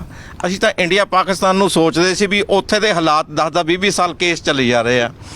ਸੋ ਇਸ ਕੈਨੇਡਾ ਵਰਗੇ ਮੁਲਕ ਦੇ ਵਿੱਚ ਵੀ ਅਗਰ ਇਹੀ ਹਾਲ ਆ, ਅਸੀਂ ਇਹ ਸਿਸਟਮ ਛੱਡ ਕੇ ਤਾਂ ਅਸੀਂ ਇੰਡੀਆ ਤੋਂ ਇੱਥੇ ਆਏ ਸੀ ਵੀ ਬੈਟਰ ਜ਼ਿੰਦਗੀ ਗੁਜ਼ਾਰਾਂਗੇ, ਪਰ ਇੱਥੇ ਤਾਂ ਉਦੋਂ ਵੀ ਹੁਣ ਜ਼ਿਆਦਾ ਹਾਲਾਤ ਖਰਾਬ ਹੋ ਗਏ। ਜੋਹਲ ਸਾਹਿਬ, ਸਵਾਲ ਮੇਰਾ ਹੈ ਕਿ ਤੁਹਾਨੂੰ ਕੋਰਟ ਨੇ ਦੇਤੇ $25,000 ਤੁਸੀਂ ਲੈਣਾ ਹੈ, ਤੁਸੀਂ ਉਹਨਾਂ ਤੋਂ ਲਿੱਤਾ ਕਿਉਂ ਨਹੀਂ? ਲਾਇਰ ਕਰਕੇ ਉਹ ਜਿਹੜੇ ਡਿਫਾਲਟਰ ਹੈ ਉਹਨਾਂ ਤੋਂ? ਜੀ ਅਸੀਂ ਲਾਇਰ ਕਰਕੇ ਕੋਰਟ ਦੇ ਵਿੱਚ ਦੁਬਾਰਾ ਕੇਸ ਫਾਈਲ ਕੀਤਾ। ਠੀਕ ਹੈ, ਤੇ ਕੋਰਟ ਦੀ ਅੱਗੇ ਉਹ ਡੇਟ ਨਹੀਂ ਮਿਲ ਰਹੀ। ਓਕੇ, ਅੱਜ ਮੈਨੂੰ 1.5 ਸਾਲ ਤੋਂ ਉੱਪਰ ਹੋ ਗਿਆ ਕੋਰਟ ਦੇ ਵਿੱਚ ਕੇਸ ਨੂੰ ਫਾਈਲ ਕੀਤੇ, ਕਿਉਂਕਿ ਕੋਰਟ ਨੇ ਪੈਸੇ ਦਿਵਾਉਣੇ ਆ ਤੇ ਕੋਰਟ ਨੇ ਹੀ ਉਹਨਾਂ ਨਾਲ ਗੱਲਬਾਤ ਕਰਨੀ ਆ ਵੀ ਭਾਈ ਤੁਸੀਂ ਪੈਸੇ ਕਿਵੇਂ ਦੇਣੇ ਆ। ਤੁਹਾਨੂੰ ਪਤਾ ਉਹ ਐਸੀ ਪ੍ਰੋਵਿੰਸ ਹੈ ਕਿ ਬਾਹਰ ਚਲੇ ਗਏ, ਪੁਲਿਸ ਕੀ ਕਹਿੰਦੀ ਹੈ? ਦੇਖੋ, ਪੁਲਿਸ ਆਈ ਸੀ ਸਾਡੇ, ਅਸੀਂ ਪੁਲਿਸ ਨੂੰ ਬੁਲਾਇਆ ਸੀ, ਅਸੀਂ ਪੁਲਿਸ ਨੂੰ ਕਿਹਾ ਵੀ ਸਾਡਾ ਘਰ ਤੋੜ ਗਿਆ ਜੀ। ਉਹ ਕਹਿੰਦੇ ਜੀ ਅਸੀਂ ਕੀ ਕਰੀਏ ਫਿਰ ਜੇ ਘਰ ਤੋੜ ਗਏ ਤਾਂ? ਮੈਂ ਕਿਹਾ ਜੀ ਤੁਹਾਡੀ ਡਿਊਟੀ ਬਣਦੀ, ਤੁਸੀਂ ਇਨਵੈਸਟੀਗੇਟ ਕਰੋ। ਇੱਕ ਲਾਅ ਆ, ਅਗਰ $5,000 ਦਾ ਨੁਕਸਾਨ ਕਰਕੇ ਟੈਨੈਂਟ ਪ੍ਰਾਪਰਟੀ ਤੋੜ ਕੇ ਜਾਂਦਾ ਤਾਂ ਉਹਦੇ ਤੇ ਕੇਸ ਫਾਈਲ ਹੋ ਸਕਦਾ। ਮੇਰਾ $1 ਲੱਖ ਤੋਂ ਉੱਪਰ ਦੀ ਪ੍ਰਾਪਰਟੀ ਟੁੱਟੀ ਆ, ਔਰ ਉਹਨਾਂ ਦੇ ਉੱਤੇ ਕੋਈ ਵੀ ਕੇਸ ਫਾਈਲ ਨਹੀਂ ਹੋਇਆ, ਨਾ ਕਿ ਕਿਸੇ ਨੇ ਇਨਵੈਸਟੀਗੇਸ਼ਨ ਕੀਤੀ, ਇੱਥੇ ਤੱਕ ਕਿ ਰਿਪੋਰਟ ਵੀ ਨਹੀਂ ਲਿਖੀ। ਉਹਦਾ ਕਾਰਨ ਕੀ ਆ ਮੈਨੂੰ ਸਮਝ ਨਹੀਂ ਆਉਂਦੀ ਇੱਥੋਂ ਦੇ ਸਿਸਟਮ ਦਾ। ਕਈ ਵਾਰੀ ਤਾਂ ਐਵੇਂ ਕਾਰਾਂ ਭਜਾ ਕੇ ਪੁਲਿਸ ਵਾਲੇ ਭੱਜੇ ਫਿਰਦੇ ਆ, ਜੇ ਲੰਘ ਜਾਵੇ ਤਾਂ ਸੂਈ ਲੰਘ ਜਾਏ, ਨਹੀਂ ਤਾਂ ਹੱਥ ਹੀ ਨਹੀਂ ਲੰਘਣ ਦਿੰਦੇ ਇਹ। ਤੇ ਐਡਾ ਵੱਡਾ ਨੁਕਸਾਨ ਹੋਣ ਤੋਂ ਬਾਅਦ ਵੀ ਤੁਸੀਂ ਆਪ ਸੋਚੋ ਕਿ ਮੇਰੇ ਤੇ ਕੀ ਬੀਤੀ ਹੋਊਗੀ, ਮੈਂ ਕਿੱਦਾਂ ਸਰਵਾਈਵ ਕੀਤਾ ਹੋਣਾ, ਤੇ ਕਿੱਦਾਂ ਮੈਂ ਆਪਣੇ ਘਰ ਨੂੰ ਦੁਬਾਰਾ ਮੈਂ ਪੈਰਾਂ ਤੇ ਖੜਾ ਕੀਤਾ। ਤੁਹਾਡਾ ਕਹਿਣਾ ਹੈ ਕਿ ਕੋਰਟ ਆਰਡਰ ਆਉਣ ਦੇ ਬਾਅਦ ਵੀ $25,000 ਅੱਜ ਤੱਕ ਤੁਹਾਨੂੰ ਨਹੀਂ ਮਿਲਿਆ। ਕਿੰਨਾ ਸਾਲ ਹੋ ਗਏ ਇਸ ਗੱਲ ਨੂੰ ਜੀ? 2 ਸਾਲ ਤੋਂ ਉੱਪਰ ਹੋ ਗਿਆ, ਮੈਨੂੰ ਇੱਕ ਪੈਨੀ ਨਹੀਂ ਮਿਲੀ। ਈਵਨ ਕੋਰਟਾਂ ਦੇ ਵਿੱਚ ਡੇਟ ਹੀ ਨਹੀਂ ਮਿਲਦੀ, ਕਿਉਂਕਿ ਅਸੀਂ ਕੋਰਟ ਦੇ ਵਿੱਚ ਕੇਸ ਫਾਈਲ ਕੀਤਾ ਉਹਨਾਂ ਮੁੰਡਿਆਂ ਦੇ ਉੱਤੇ। ਈਵਨ ਪੁਲਿਸ ਵਾਲੇ ਮੇਰੇ ਘਰੇ ਆਏ, ਉਹਨਾਂ ਦੇ ਕੋਈ ਹੋਰ ਵੀ ਕੇਸ ਸੀਗੇ ਕ੍ਰਿਮੀਨਲ ਉਹਨਾਂ ਮੁੰਡਿਆਂ ਦੇ ਉੱਤੇ, ਤੇ ਉਹ ਕਹਿੰਦੇ ਜੀ ਤੁਹਾਡੇ ਕੋਲ ਇੱਥੇ ਮੁੰਡੇ ਰਹਿੰਦੇ ਸੀਗੇ। ਮੈਂ ਕਿਹਾ ਜੀ ਤੁਹਾਡਾ ਕੰਮ ਆ ਉਹਨਾਂ ਨੂੰ ਫਾਈਂਡ ਕਰਨਾ, ਲੱਭੋ ਕਿੱਥੇ ਤੁਸੀਂ? ਕਹਿੰਦੇ ਜੀ ਸਾਨੂੰ ਨਹੀਂ ਲੱਭਦੇ ਪਏ। ਅਗਰ ਪੁਲਿਸ ਵਾਲਿਆਂ ਨੂੰ ਮੁੰਡੇ ਨਹੀਂ ਲੱਭਦੇ ਪਏ, ਹਾਲੇ ਕਿ ਆਈਡੀਜ਼ ਵੀ ਸੀਗੀ ਉਹਨਾਂ ਦੀ? ਹਾਂਜੀ, ਸਾਰਾ ਕੁਝ ਸੀਗਾ। ਪੁਲਿਸ ਨੂੰ ਦਿੱਤੀ ਨਹੀਂ? ਅਸੀਂ ਦਿੱਤੀ, ਸਾਰਾ ਕੁਝ ਦਿੱਤਾ। ਫਿਰ ਐਂਡ ਤੇ ਉਹ ਕਹਿੰਦਾ ਜੀ ਆਹ ਸਾਹਮਣ ਆ ਉਹਨਾਂ ਦੇ ਆਏ ਹੋਏ ਵੀ ਉਹਨਾਂ ਨੇ ਕਿਸੇ ਦੀਆਂ ਕਾਰਾਂ ਤੋੜੀਆਂ ਸੀਗੀਆਂ, ਕਿਸੇ ਕੋਈ ਕ੍ਰਿਮੀਨਲ ਕੇਸ ਸੀ ਉਹਨਾਂ ਦੇ ਉੱਤੇ। ਤੇ ਅਸੀਂ ਫਿਰ ਉਹਨਾਂ ਨੂੰ, ਮੈਂ ਖੁਦ ਐਡਰੈਸ ਲੱਭ ਕੇ ਉਹਨਾਂ ਨੂੰ ਦਿੱਤੇ। ਆ ਪੁਲਿਸ ਦਾ ਇੱਥੇ ਦਾ ਆ ਹਾਲ ਆ, ਤੇ ਮੈਂ ਹੈਰਾਨ ਵੀ ਆ ਵੀ ਇੱਥੇ ਹਰ ਬੰਦਾ ਐਡਰੈਸ ਚੇਂਜ ਕਰਾਉਂਦਾ ਵਾ, ਸਾਰਿਆਂ ਕੋਲ ਡਰਾਈਵਿੰਗ ਲਾਇਸੈਂਸ ਆ, ਤੇ ਫਿਰ ਵੀ ਉਹ ਬੰਦੇ ਲੱਭੇ ਨਹੀਂ। ਸੋ ਬੈਂਕ ਆਫ ਕੈਨੇਡਾ ਦੇ ਜਿਹੜੇ ਰੇਟ ਵਧੇ, ਉਹਦਾ ਤੁਹਾਨੂੰ ਐਜ਼ ਅ ਲੈਂਡਲੋਰਡ ਉਧਰ ਵੀ ਨੁਕਸਾਨ ਹੋਇਆ 1.5 ਲੱਖ ਦਾ, ਇੱਧਰ ਵੀ ਹੋ ਰਿਹਾ ਨੁਕਸਾਨ? ਦੇਖੋ ਜੀ, ਹਰ ਬੰਦੇ ਨੂੰ ਨੁਕਸਾਨ ਹੋ ਰਿਹਾ, ਮੈਨੂੰ ਇਕੱਲੇ ਨੂੰ ਨਹੀਂ, ਮੇਰੇ ਵਰਗੇ ਲੱਖਾਂ ਕਰੋੜਾਂ ਬੰਦੇ ਆ ਇੱਥੇ ਆ।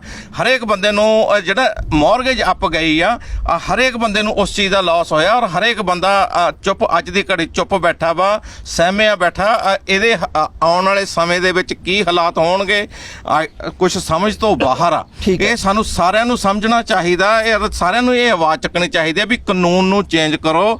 ਕਈ ਵਾਰੀ ਸਰਕਾਰੀਆ ਸਾਹਿਬ ਵੀ ਕਈ ਪ੍ਰੋਗਰਾਮ ਤੇ ਆਏ ਤੇ ਉਹਨਾਂ ਨੇ ਕਿਹਾ ਸੀ ਅਸੀਂ ਕਰਾਂਗੇ, ਪਰ ਮੁੜ ਕੇ ਉਹ ਵੀ ਵਿਚਾਰੇ ਚੁੱਪ ਕਰਕੇ, ਪਤਾ ਨਹੀਂ ਤਾਂ ਸਾਡੇ ਜਿਹੜੇ ਲੀਡਰ ਨੇ ਉਹਨਾਂ ਦੀ ਕੋਈ ਸੁਣਦਾ ਨਹੀਂ ਹੈ। ਜੇ ਸੁਣਦਾ ਤਾਂ ਉਹਨਾਂ ਦੇ ਇੱਕ ਕੰਨ ਚੋਂ ਸੁਣਦਾ, ਦੂਜੇ ਪਾਸਿਓਂ ਉਹ ਕੱਢ ਦਿੰਦੇ ਆ।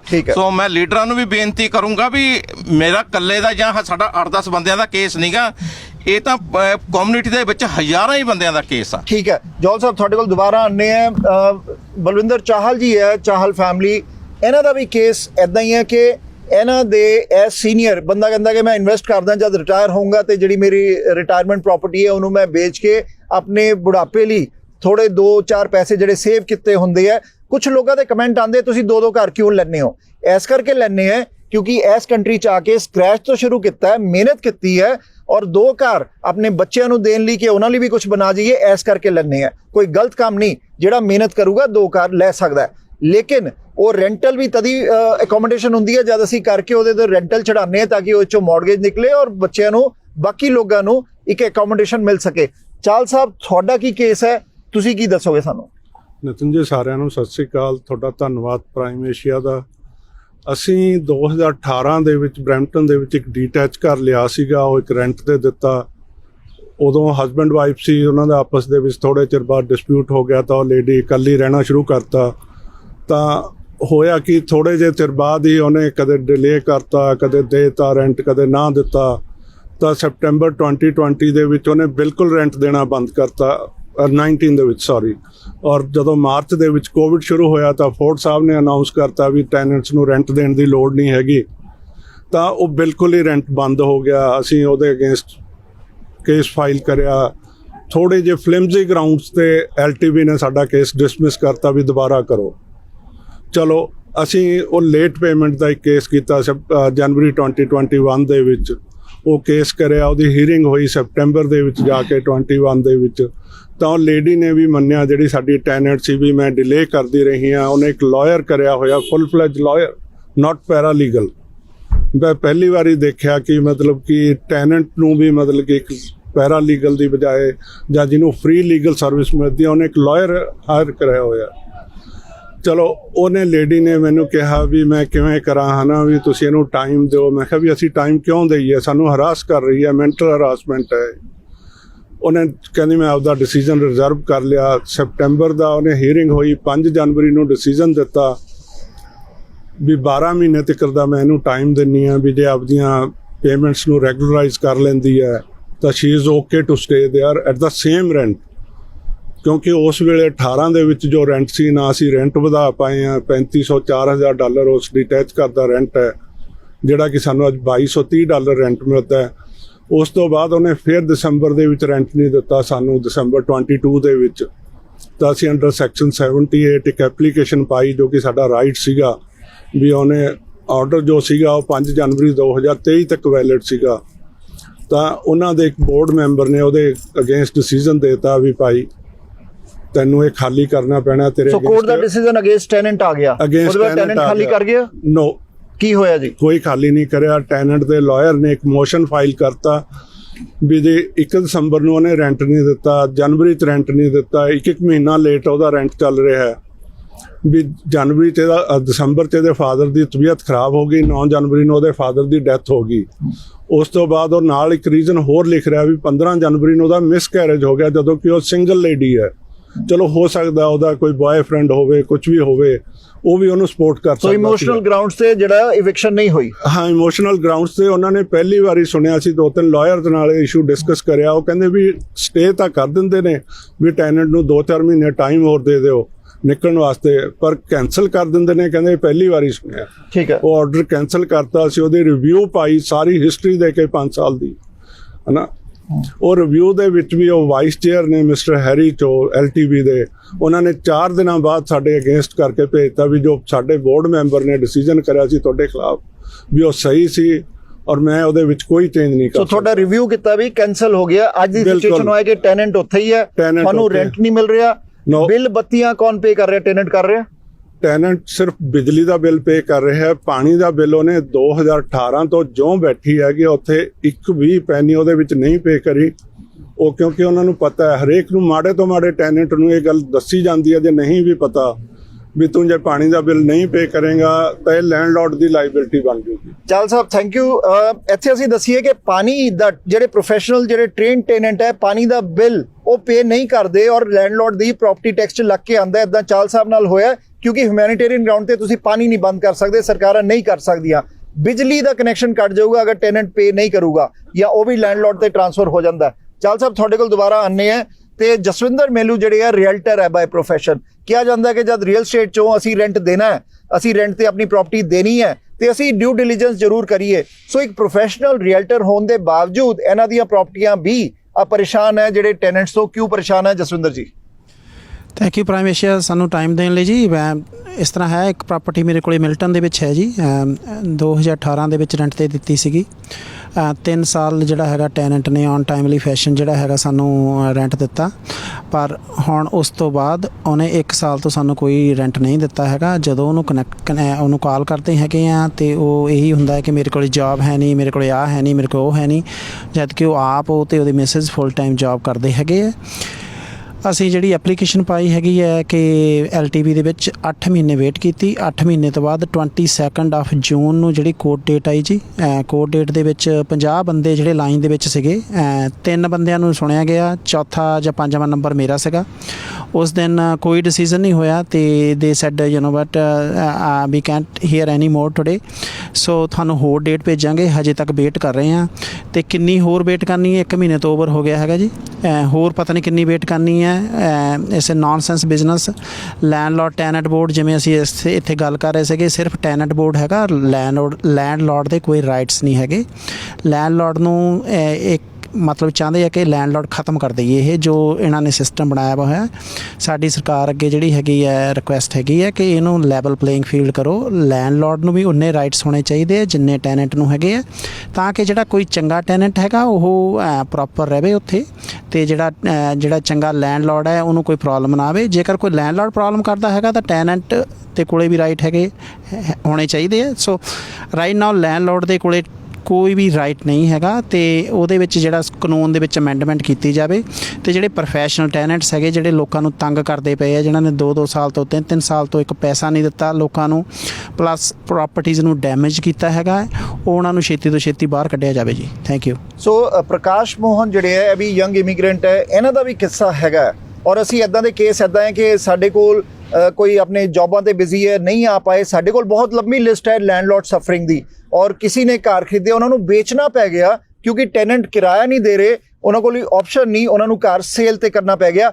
ਆਈ ਜਿਹੜੀ ਆਪਸ਼ਨ ਹੈ, ਚਾਹਲ ਸਾਹਿਬ ਜਿਹੜੇ ਹੈ ਉਹ ਵੀ ਫੈमिली सोच रही है ਅਸੀਂ ਆਪਣਾ ਘਰ ਵੇਚ ही दइए, रिटायर्ड हुए हैं, दुख लेने ली नहीं। प्रकाश जी आपकी क्या स्टोरी है? ड्यू टू द लॉ किसी को सुनवाई नहीं हो रही है, और नॉट ओनली वन, ये लोग अपना लॉज बनते हैं क्यों, फॉलो क्यों करते हैं, तो मतलब right person are getting punished, और जो रॉन्ग बंदा है वो लॉज को अपना तोड़ मरोड़ के उसको रॉन्ग मिसयूज़ करके दे आर हैविंग फन। तो यही रीज़न है कि लॉज को अपना कुछ अमेंडमेंट किया जाए, क्योंकि एक बंदा नहीं है, हज़ारों बंदे हैं। और दूसरी बात कि यहाँ ना कोई सुनवाई होती, ना by landlord tenant board, even police और कोई अदर गवर्नमेंट बॉडीज़। आप कॉल करोगे, फ़ोन करोगे, नो रिस्पॉन्ड, और इट्स बिन ईयर्स। ऐसा नहीं है कि चलो बंदा 1 वीक 2 वीक 1 महीना 2 महीना, और सब लोग ऐसा नहीं कि आपके केस में क्या हुआ, आपका जो किराया मिल रहा है क्या हुआ आपके केस में? इट्स बिन मेरा तो काफ़ी टाइम हो गया, तो टचवुड के 1-2 बार पुलिस आई, 1-2 बार थोड़ा हुआ, तो वो खुद ही 3-4 महीने में खाली कर गए। तो बट स्टिल नुकसान करके गए, और ऊपर से जो रेंट दे के नहीं गए, तो और ऊपर से बिजली पानी का खर्चा है। So it's been already hurting, because Covid time था, सब everyone is in short, lot of people get job loss. तो उस टाइम पे इनकम नहीं आ रही, सामने से जो बंदे के सोर्सेज है, ऊपर से रेंट भी नहीं आ रहा, और ऊपर से खर्चे और बढ़े जा रहे हैं, ऊपर से बिल भी बढ़ के आ रहा है। तो इस मोर बर्डन ऑन, एज आप इन्होंने भी कहा कि लोगों को लोन लेना पड़ गया, इक्विटी यूज़ कर रहे हैं, even they have to sell out. So this is a big thing. Bank of Canada के इंटरेस्ट रेट हाइक से कोई फर्क पड़ा आपको? बैंक ऑफ कनाडा के interest is not even me, like everyone is getting affected. कि इसमें हो क्या रहा है कि बंदे की ऑलरेडी एक्सपेक्टेशन ये होती है कि इवन लास्ट 5-7 साल का बंदा एवरेज सोचता है कि चलो 2%, 3% है, 4% है। Now is going out beyond the expectation, और ये तो लग रहा है कि ओनली द पर्सन, जो बंदे ने घर लेना है वही आर गेटिंग पनिशमेंट। ये तक दिस पनिशमेंट है, क्योंकि सिर्फ घर वालों के टैक्स या पानी सबके रेंट सब चीज़ें बढ़ाए जा रहे हैं, बाकी चीज़ों को कोई जैसे बड़ी इंडस्ट्रीज हो गई या बाकी चीज़ों को किसी को कोई नुकसान नहीं हो रहा। ठीक है, थैंक यू जी। ਚਾਲ ਜੀ ਤੁਹਾਡਾ ਟੋਟਲ ਕਿੰਨਾ ਨੁਕਸਾਨ ਹੋਇਆ? ਟੋਟਲ ਅਮਾਉਂਟ ਮੈਨੂੰ ਦੱਸੋ ਕਿੰਨਾ ਨੁਕਸਾਨ ਹੋਇਆ? ਸਾਡਾ ਟੋਟਲ ਜੇ ਆਪਾਂ ਰੈਂਟ ਲਾਸ ਵੀ ਲਾ ਕੇ ਚੱਲੀਏ ਤੇ ਪਾਣੀ ਦਾ ਬਿੱਲ ਹੈਗਾ, ਲਾਇਰ ਦੇ ਖਰਚੇ ਨੇਗੇ, ਤਾਂ ਸਾਡਾ ਘੱਟੋ ਘੱਟ ਮਤਲਬ ਕਿ 40 ਤੋਂ 45 ਹਜ਼ਾਰ ਡਾਲਰ ਦਾ 40 ਤੋਂ 45 ਹਜ਼ਾਰ ਡਾਲਰ ਚਾਲ ਫੈਮਿਲੀ ਦਾ। ਟੰਡਨ ਸਾਹਿਬ ਨੂੰ ਦਈਓ। ਟੰਡਨ ਸਾਹਿਬ ਤੁਹਾਡਾ ਟੋਟਲ ਕਿੰਨਾ ਲਾਸ ਹੋਇਆ? ਸਾਡਾ ਟੋਟਲ ਹੀ ਸਾਰਾ ਖਰਚਾ ਮਿਲਾ ਕੇ ਆਲਮੋਸਟ 28-28.5 ਹਜ਼ਾਰ ਡਾਲਰ। कुछ नहीं मिला। कुछ नहीं मिला। समीरा जी ने दिए। समीरा जी आपका कितना लॉस हुआ था? मेरा जो रेंट उसने देना था वो तो 2 साल के अंदर 32,000 बनता था। उसके बाद जो उसने सारा तोड़ा वोड़ा सब कुछ किया, उसमें तो मेरा आई थिंक $1,00,000 से भी ऊपर लग गया रेनोवेट करवाने में, क्योंकि डोर्स भी निकाल दिए थे, कबर्ड्स भी निकाल दिए थे। $1,00,000 का नुकसान हुआ आपका? हाँ जी, कुछ नहीं मिला? नहीं, कुछ नहीं मिला। और 32,000 उसका रेंट की कहा था कि ये इसके बनते हैं, कोई भी नहीं। बल्कि 2 दिन के बाद जब उसने विकेट किया है मेरा घर, तो पुलिस आ गई उसको ढूंढते हुए। मैं समझी अब पुलिस फिर मेरे लिए आ रही है। कहते हैं जी सुबह 5 बजे के टाइम के, वो किधर है जैसिका? मैं कहा वो तो विकेट कर गई, आप लोगों को पता ही, आप ही लोग आए थे, क्योंकि मैं तो गई नहीं थी, डर के मारे पुलिस को ही बुलाया था, उन्होंने ही दरवाज़ा तोड़ा था, क्योंकि वो अंदर से लॉक शॉक कर गई थी और चूल्हे मेरे जले छोड़ गई थी। मुझे स्मेल आई थी, मुझे नहीं पता था ये चली गई है, मुझे ऊपर स्मोक की स्मेल आ रही थी, तो मैंने पुलिस कॉल की थी। खैर वो चूल्हे वूल्हे उन्होंने फिर बंद किए। तो कहते नहीं हम इसलिए नहीं आए, हम उसको ढूंढते फिर उसकी कहीं इंजरी हो गई। वो एक प्रोफेशनल टैलेंट है। तो मेरी एक फ्रेंड टैक्सी चलाती है, वो भी आया करती थी मुझे हेल्प आउट करने जिस वक्त, क्योंकि मुझे बाज़ औक़ात उसके घर जाना पड़ता था, घर अपना छोड़ के। तो उसने उसको अभी देखा है कुछ ही 15-20 दिन पहले। कहती है वो तो स्टूडियो 6 या किसी होटल के बाहर आराम से सिगरेट उगरेट पी रही थी। तो ये लोग अपने सारे जो है ना वो जगह जगह जाके ये करती रहती है और आराम से इनको गवर्नमेंट वेलफेयर भी देती है और इनको होटल्स में भी ठहराती है। तो हमारा क्या राइट है? ठीक है, एज अ सिटीजन हमें तो नुकसान ही हर वक्त उठाना पड़ रहा है। अब्दुल जी आपका कितना टोटल लॉस हुआ? हमारा जो है करीब $45,000 लॉस हुआ, जिसमें 1 साल पूरा रेंट नहीं मिला और जो है डैमेज हुआ, जिसमें हमने करीब $18,000 लगा के उसको पूरा फिक्स कराया। फ्लोर, डोर, उसका चूल्हा, गैराज साइड में और फ्रंट डोर पूरा जो है क्या कहते हैं तोड़ के जो किया, और करीब हमारा $7,000 लॉयर का पूरा लग गया। ठीक है, तो टोटल करीब 45,000 अब्दुल जी ਦਾ। ਜੋਲ ਸਾਹਿਬ ਤੁਹਾਡਾ ਕਿੰਨਾ ਟੋਟਲ ਲਾਸ ਹੋਇਆ? ਮੇਰਾ ਰੈਂਟ ਪਾ ਕੇ ਤੇ ਜਿਹੜਾ ਘਰ ਤੋੜ ਕੇ ਗਏ ਤੇ 1.5 ਲੱਖ ਤੋਂ ਉੱਪਰ ਯਾਨੀ ਟੋਟਲ ਉਹ ਘਰ ਦਾ ਪੂਰਾ ਨੁਕਸਾਨ ਹੋਇਆ। ਤੇ ਜਿਹੜਾ ਕਿ ਬੜੀ ਮੁਸ਼ਕਲ ਆ, ਹਰ ਬੰਦੇ ਲਈ ਬੜੀ ਮੁਸ਼ਕਲ ਨਾਲ ਅਸੀਂ ਉਹ ਘਰ ਰੈਨੋਵੇਟ ਕੀਤਾ, ਕਿਉਂਕਿ ਘਰ ਦਾ ਕੋਈ ਚੀਜ਼ ਛੱਡੀ ਹੋਈ ਨਹੀਂ ਸੀ। ਇਹ ਵੀਕਐਂਡ ਦੇ ਉੱਤੇ ਦਾਰੂ ਪੀਂਦੇ ਸੀ, ਇਹਨਾਂ ਦੇ ਫਰੈਂਡ ਆਉਂਦੇ, ਫਿਰ ਉਹ ਲੜ ਪੈਂਦੇ ਸੀ ਆਪਸ ਚ, ਫਿਰ ਲੜ ਕੇ जो। ठीक है, थोड़ा 1.5 लाख के करीब नुकसान हुआ है। प्रकाश जी आपका अगर माइक लो, आपका कितना लॉस हुआ टोटल? Around 14 to 15,000। 14 ਤੋਂ $15,000। परमजीत जी ਤੁਹਾਡਾ ਕਿੰਨਾ ਲॉस ਹੋਇਆ? ਮੇਰਾ ਤਕਰੀਬਨ ਪਿਛਲੇ ਸਾਲ ਤੋਂ ਮੈਨੂੰ 2,000 ਮੰਥਲੀ ਨੁਕਸਾਨ ਹੋ ਰਿਹਾ। ਕੋਈ ਇਸ ਤਰ੍ਹਾਂ ਕਹਿ ਸਕਦੇ ਆ ਵੀ 24-25 ਹਜ਼ਾਰ ਦਾ ਨੁਕਸਾਨ। 24-25 ਹਜ਼ਾਰ ਦਾ। ਤੇ ਜਸਵਿੰਦਰ ਜੀ ਤੁਹਾਡਾ ਕਿੰਨਾ ਲॉस ਹੋਇਆ? ਸੋ ਫਾਰ ਜੀ ਇੱਕ ਪ੍ਰਾਪਰਟੀ ਦੇ 30,000, ਇੱਕ ਪ੍ਰਾਪਰਟੀ ਹੋਰ ਹੈਗੀ ਸਾਡੀ ਜਿਹੜੀ ਪਾਰਟਨਰਸ਼ਿਪ ਚ ਲਈ ਹੈ, ਉਹਦੇ ਚ ਤਕਰੀਬਨ $25,000 ਜੀ। ਸੋ 35 ਤੇ 25-50 ਹਜ਼ਾਰ, ਅਰਾਊਂਡ 55,000 ਤੇ still counting. I don't know how ਲੌਂਗ ਠੀਕ ਹੈ, 50,000। ਸੋ ਔਨ ਐਂਡ ਐਵਰੇਜ 40-50 ਹਜ਼ਾਰ ਦਾ ਸਭ ਦਾ। ਅਮਨਪ੍ਰੀਤ ਤੁਹਾਡਾ ਪਹਿਲੇ ਕਿੰਨਾ ਲॉस ਹੋ ਚੁੱਕਾ? ਸਟ੍ਰੈਸ ਟੈਨਸ਼ਨ ਅਲੱਗ, ਲॉस ਫਾਈਨੈਂਸ਼ੀਅਲ ਕਿੰਨਾ ਹੋਇਆ? 30 ਤੋਂ $35,000 ਲॉस ਹੋ ਚੁੱਕਾ। 30 ਤੋਂ $35,000 ਨੁਕਸਾਨ ਹੋਇਆ। ਸੋ ਅਸੀਂ ਇੱਥੇ ਦੱਸੀਏ ਕਿ 30 ਤੋਂ $35,000 ਜਿੱਥੇ bank of Canada interest rate ਬਾਰ-ਬਾਰ 11 ਵਾਰ ਵਧਾਏ ਆ, ਸਪਟੰਬਰ 'ਚ ਹੋ ਸਕਦਾ ਫਿਰ ਵੀ ਵੱਧ ਜਾਣ, ਲੇਕਿਨ ਲੈਂਡਲੋਰਡ ਆਪਣੀ ਕਿਸ਼ਤਾਂ ਕਿੱਦਾਂ ਦਊਗਾ? ਮੌਰਗੇਜ ਦੀਆਂ ਪੇਮੈਂਟਸ ਕਿੱਥੋਂ ਦਊਗਾ? ਟੈਕਸੀ ਚਲਾ ਕੇ, ਰਿਟਾਇਰਡ ਹੋ ਕੇ ਅਸੀਂ ਉਹ ਖਰਚੇ ਕਿੱਦਾਂ ਲੈਂਡਲੋਰਡਸ ਪੂਰੇ ਕਰੂਗੇ? ਜਿਨ੍ਹਾਂ ਨੂੰ ਅਸੀਂ ਚੁਣ ਕੇ ਭੇਜਿਆ, ਚਾਹੇ ਉਹ ਪ੍ਰੋਵਿੰਸ ਲੈਵਲ, ਕਿਉਂਕਿ LTV ਇੱਕ ਪ੍ਰੋਵਿੰਸ ਲੈਵਲ ਦਾ ਇਸ਼ੂ ਹੈ। LTV ਜਿਹੜੀ ਹੈ ਉਹ ਇੰਡੀਪੈਂਡੈਂਟ ਬੋਡੀ ਹੈ, ਲੇਕਿਨ ਜਿਨ੍ਹਾਂ ਨੂੰ ਚੁਣ ਕੇ ਭੇਜਦੇ ਉਹਨਾਂ ਦਾ ਫਰਜ਼ ਹੁੰਦਾ ਹੈ ਕਿ ਸਾਡੇ ਨੁਮਾਇੰਦੇ ਸਾਡੀ ਗੱਲਾਂ ਸੁਣਨ ਔਰ ਉਹਦੇ ਤੇ ਐਕਸ਼ਨ ਲੈਣ, ਉਹਨੂੰ ਰਿਜ਼ੋਲਵ ਕਰਨ। ਅਸੀਂ ਉਹ ਸਾਰੇ ਚੁਣੇ ਹੋਏ ਨੁਮਾਇੰਦਿਆਂ ਨੂੰ ਵੀ ਇਨਵਾਈਟ ਕਰਦੇ ਆਣ, ਆਪਣਾ ਪੱਖ ਰੱਖਣ ਔਰ ਇਹਨਾਂ ਨਾਲ ਵੀ ਮੀਟਿੰਗ ਕਰਨ ਔਰ ਬਾਕੀ ਜਿੰਨੇ ਲੈਂਡਲੋਰਡਸ ਆ ਮੀਟਿੰਗ ਕਰਨ। ਮੈਂ ਅਗਰ ਇੱਕ ਸਾਈਡ ਤੋਂ ਸ਼ੁਰੂ ਕਰਾਂ ਕਿ ਤੁਸੀਂ ਆਖਰੀ 'ਚ ਆਪਣਾ ਕੀ ਸੁਜੈਸ਼ਨ ਦੇਣਾ ਚਾਹੋਗੇ ਸਰਕਾਰ ਨੂੰ ਔਰ ਆਪਣੇ ਇਲੈਕਟਿਡ ਰਿਪਰੈਜ਼ੈਂਟੇਟਿਵ ਨੂੰ? ਕੀ ਚੇਂਜਸ ਚਾਹੀਦੀਆਂ? ਕਿਉਂਕਿ ਅਸੀਂ ਕਹਾਂਗੇ ਸਾਡੀ ਤਰਫ ਤੋਂ ਇੱਕ ਚੇਂਜ ਚਾਹੀਦੀ ਹੈ ਕਿ ਗਵਰਨਮੈਂਟ ਇੱਕ ਡਾਟਾਬੇਸ ਬਣਾਏ, ਜਿਹੜੇ ਡਿਫਾਲਟਰਸ ਹੈ, ਟੈਨੈਂਟਸ ਡਿਫਾਲਟਰ ਹੈ, ਚਾਹੇ ਲੈਂਡਲੋਰਡ ਡਿਫਾਲਟਰਸ ਹੈ, ਉਹਨਾਂ ਦਾ ਇੱਕ ਡਾਟਾਬੇਸ ਹੋਏ, ਤਾਂ ਕਿ ਮੈਂ ਆਪਣਾ ਘਰ ਦੇਣ ਤੋਂ ਪਹਿਲੇ ਆ ਦੇਖਾਂ ਮੈਂ ਆਹ ਟੈਨੈਂਟ ਨੂੰ ਘਰ ਦੇਣਾ ਕਿ ਨਹੀਂ ਦੇਣਾ, ਆਹ ਲੈਂਡਲੋਰਡ ਚੰਗਾ ਹੈ, ਟੈਨੈंट भी उस घर च ना जान जिथे लैंडलॉर्ड नहीं चंगा। समीरा जी तो शुरू करूंगा। समीरा जी आपका क्या सजेशन होगा चुने हुए नुमाइंदों को और सरकार को? मेरे ख्याल से कि एक तो इसके ऊपर आँख रखनी चाहिए, उन लोगों को नज़र रखनी चाहिए कि जो जैसे जैसिका है वो एक प्रोफेशनल टेनेंट थी, इनके नाम जब पुलिस को हम कॉल करते हैं या लैंडलॉर्ड टेनेंट, इनके नाम जो है ना इनको कर लेने चाहिए कि ये जो हैं ये हरकतें करते हैं और इनको उसकी कुछ पनिशमेंट मिलनी चाहिए ताकि ये और जगहों पे जाके ना करें लोगों को तंग, क्योंकि उन्होंने तो अपना एक प्रोफेशन बना लिया है फ्री रहने का। Another thing, being a citizen, I am a citizen, it's been 20 years over here. अगर मैंने घर ले लिया तो कोई ये सज़ा तो नहीं है ना, मेरे भी तो कुछ राइट्स होने चाहिए। फिर उसने, आप ये सोचिए कि चलें, ये तो मैं मानती हूँ कि ये लैंडलॉर्ड टेनेंट बोर्ड का मामला था जब भी मैंने पुलिस कॉल की, लेकिन उसने तो मुझे मारने की भी कोशिश की, उसने ऊपर से बहुत ज़्यादा चीज़ें फेंक दी थी, अगर मुझे लग जाती तो मैं तो वहीं पे ख़त्म हो जाती। 2 बार उसने ये अटैम्प्ट की, फिर उसने मेरे जो टेनेंट्स थे उनको भी मारा भगाया, तो आपका और अरेस्ट भी हुआ। मैसेज ये कि ये सारी चीज़ें कुछ सही नहीं है, जिसकी वजह से बंदा कनाडा में होते हुए काफ़ी डिप्रेस फील करता है, ठीक है, बिकॉज ये चीज़ें तो मेरे अपने मुल्क में भी मेरे साथ नहीं हुई। तो being a lady and single lady कोई प्रोटेक्शन है बीइंग अ सिटीजन तो होनी चाहिए। ठीक है, ਚਾਲ ਸਾਹਿਬ ਤੁਸੀਂ ਕੀ ਸੁਜੈਸ਼ਨ ਦੋਗੇ ਸਰਕਾਰ ਨੂੰ, ਆਪਣੇ ਚੁਣੇ ਹੋਏ ਨੁਮਾਇੰਦਿਆਂ ਨੂੰ? ਮੈਂ ਆਪਣੇ ਚੁਣੇ ਹੋਏ ਨੁਮਾਇੰਦਿਆਂ ਨੂੰ ਇਹ ਗੱਲ ਕਹਿਣਾ ਚਾਹੂੰਗਾ ਕਿ ਜੋ ਸਿਸਟਮ ਨੂੰ ਅਬਿਊਜ਼ ਕਰਦੇ ਨੇਗੇ ਲੋਕ, ਵੀ ਇਹਨੂੰ ਅਬਿਊਜ਼ ਕਰਨ ਤੋਂ ਕਿਵੇਂ ਨਾ ਕਿਵੇਂ ਰੋਕਿਆ ਜਾਵੇ। ਔਰ ਲੈਂਡਲॉर्ड ਟੈਨੈਂਟ ਬੋਰਡ ਦੇ ਮੈਂਬਰਸ ਨੂੰ ਵੀ ਰਿਕੁਐਸਟ ਕਰੂੰਗਾ ਕਿ ਇਮੋਸ਼ਨਲ ਗਰਾਊਂਡਸ ਦੀ ਬਜਾਏ ਜੋ ਵੀ ਸਿਚੁਏਸ਼ਨ ਹੈ ਉਹਨੂੰ ਚੰਗੀ ਤਰ੍ਹਾਂ ਦੇਖੋ, ਉਹਦੇ 'ਤੇ ਟਾਈਮ ਲਗਾਓ, ਫਿਰ ਕੋਈ ਆਪਣਾ ਡਿਸੀਜਨ ਦਿਓ ਇੰਪਾਰਸ਼ੀਅਲ ਹੋ ਕੇ, ਨਾ ਕਿ ਸਿਰਫ ਉਹਨਾਂ ਨੇ ਬਣਾਇਆ ਹੋਇਆ ਵੀ ਅਸੀਂ ਟੈਨੈਂਟਸ ਨੂੰ ਹੀ ਫੇਵਰ ਕਰਨੀ ਹੈ। ਔਰ ਲੈਂਡਲॉर्ड ਨੂੰ ਤਾਂ ਮੈਂ ਕਦੇ ਰੇਅਰਲੀ ਦੇਖਿਆ ਹੋਊਗਾ ਵੀ ਉਹਨਾਂ ਨੇ ਕਦੇ ਫੇਵਰ ਕਰੀ ਹੋਵੇ। ਠੀਕ ਹੈ ਮਨਪ੍ਰੀਤ ਜੀ, ਤੁਸੀਂ ਕਾਫੀ ਪ੍ਰੋਟੈਸਟ ਵੀ ਗਏ, ਸੋਲੋ ਦੇ ਪ੍ਰੋਟੈਸਟ ਵੀ ਗਏ, ਲੈਂਡਲॉर्ड्स ਦੇ ਡਾਊਨਟਾਊਨ ਵੀ ਬੈਨਰ ਲੈ ਕੇ ਖੜੇ ਹੋਏ, ਤੁਸੀਂ ਕਾਫੀ ਵਰਕ ਵੀ ਕੀਤਾ ਹੈ, ਹਰ MPP ਨੂੰ ਵੀ ਮਿਲੇ ਹੋ, ਕੋਈ ਜਗ੍ਹਾ ਨਹੀਂ ਛੱਡੀ ਜਿੱਥੇ ਤੁਸੀਂ ਆਪਣੀ ਆਵਾਜ਼ ਨਹੀਂ ਲੈ ਕੇ ਗਏ। ਤੁਹਾਡੀ ਸਲਾਹ ਕੀ ਹੋਊਗੀ ਸਰਕਾਰ? ਸਲਾਹ ਇਸ ਤਰ੍ਹਾਂ ਨਿਤਿਨ ਜੀ ਕਿ ਮੈਂ MPP ਜਿਹੜੇ ਸਾਡੇ ਨੇ ਉਹਨਾਂ ਨੂੰ ਵੀ ਮਿਲਿਆ ਸੀਗਾ, ਅਮਰਜੋਤ ਸੰਧੂ ਨੂੰ।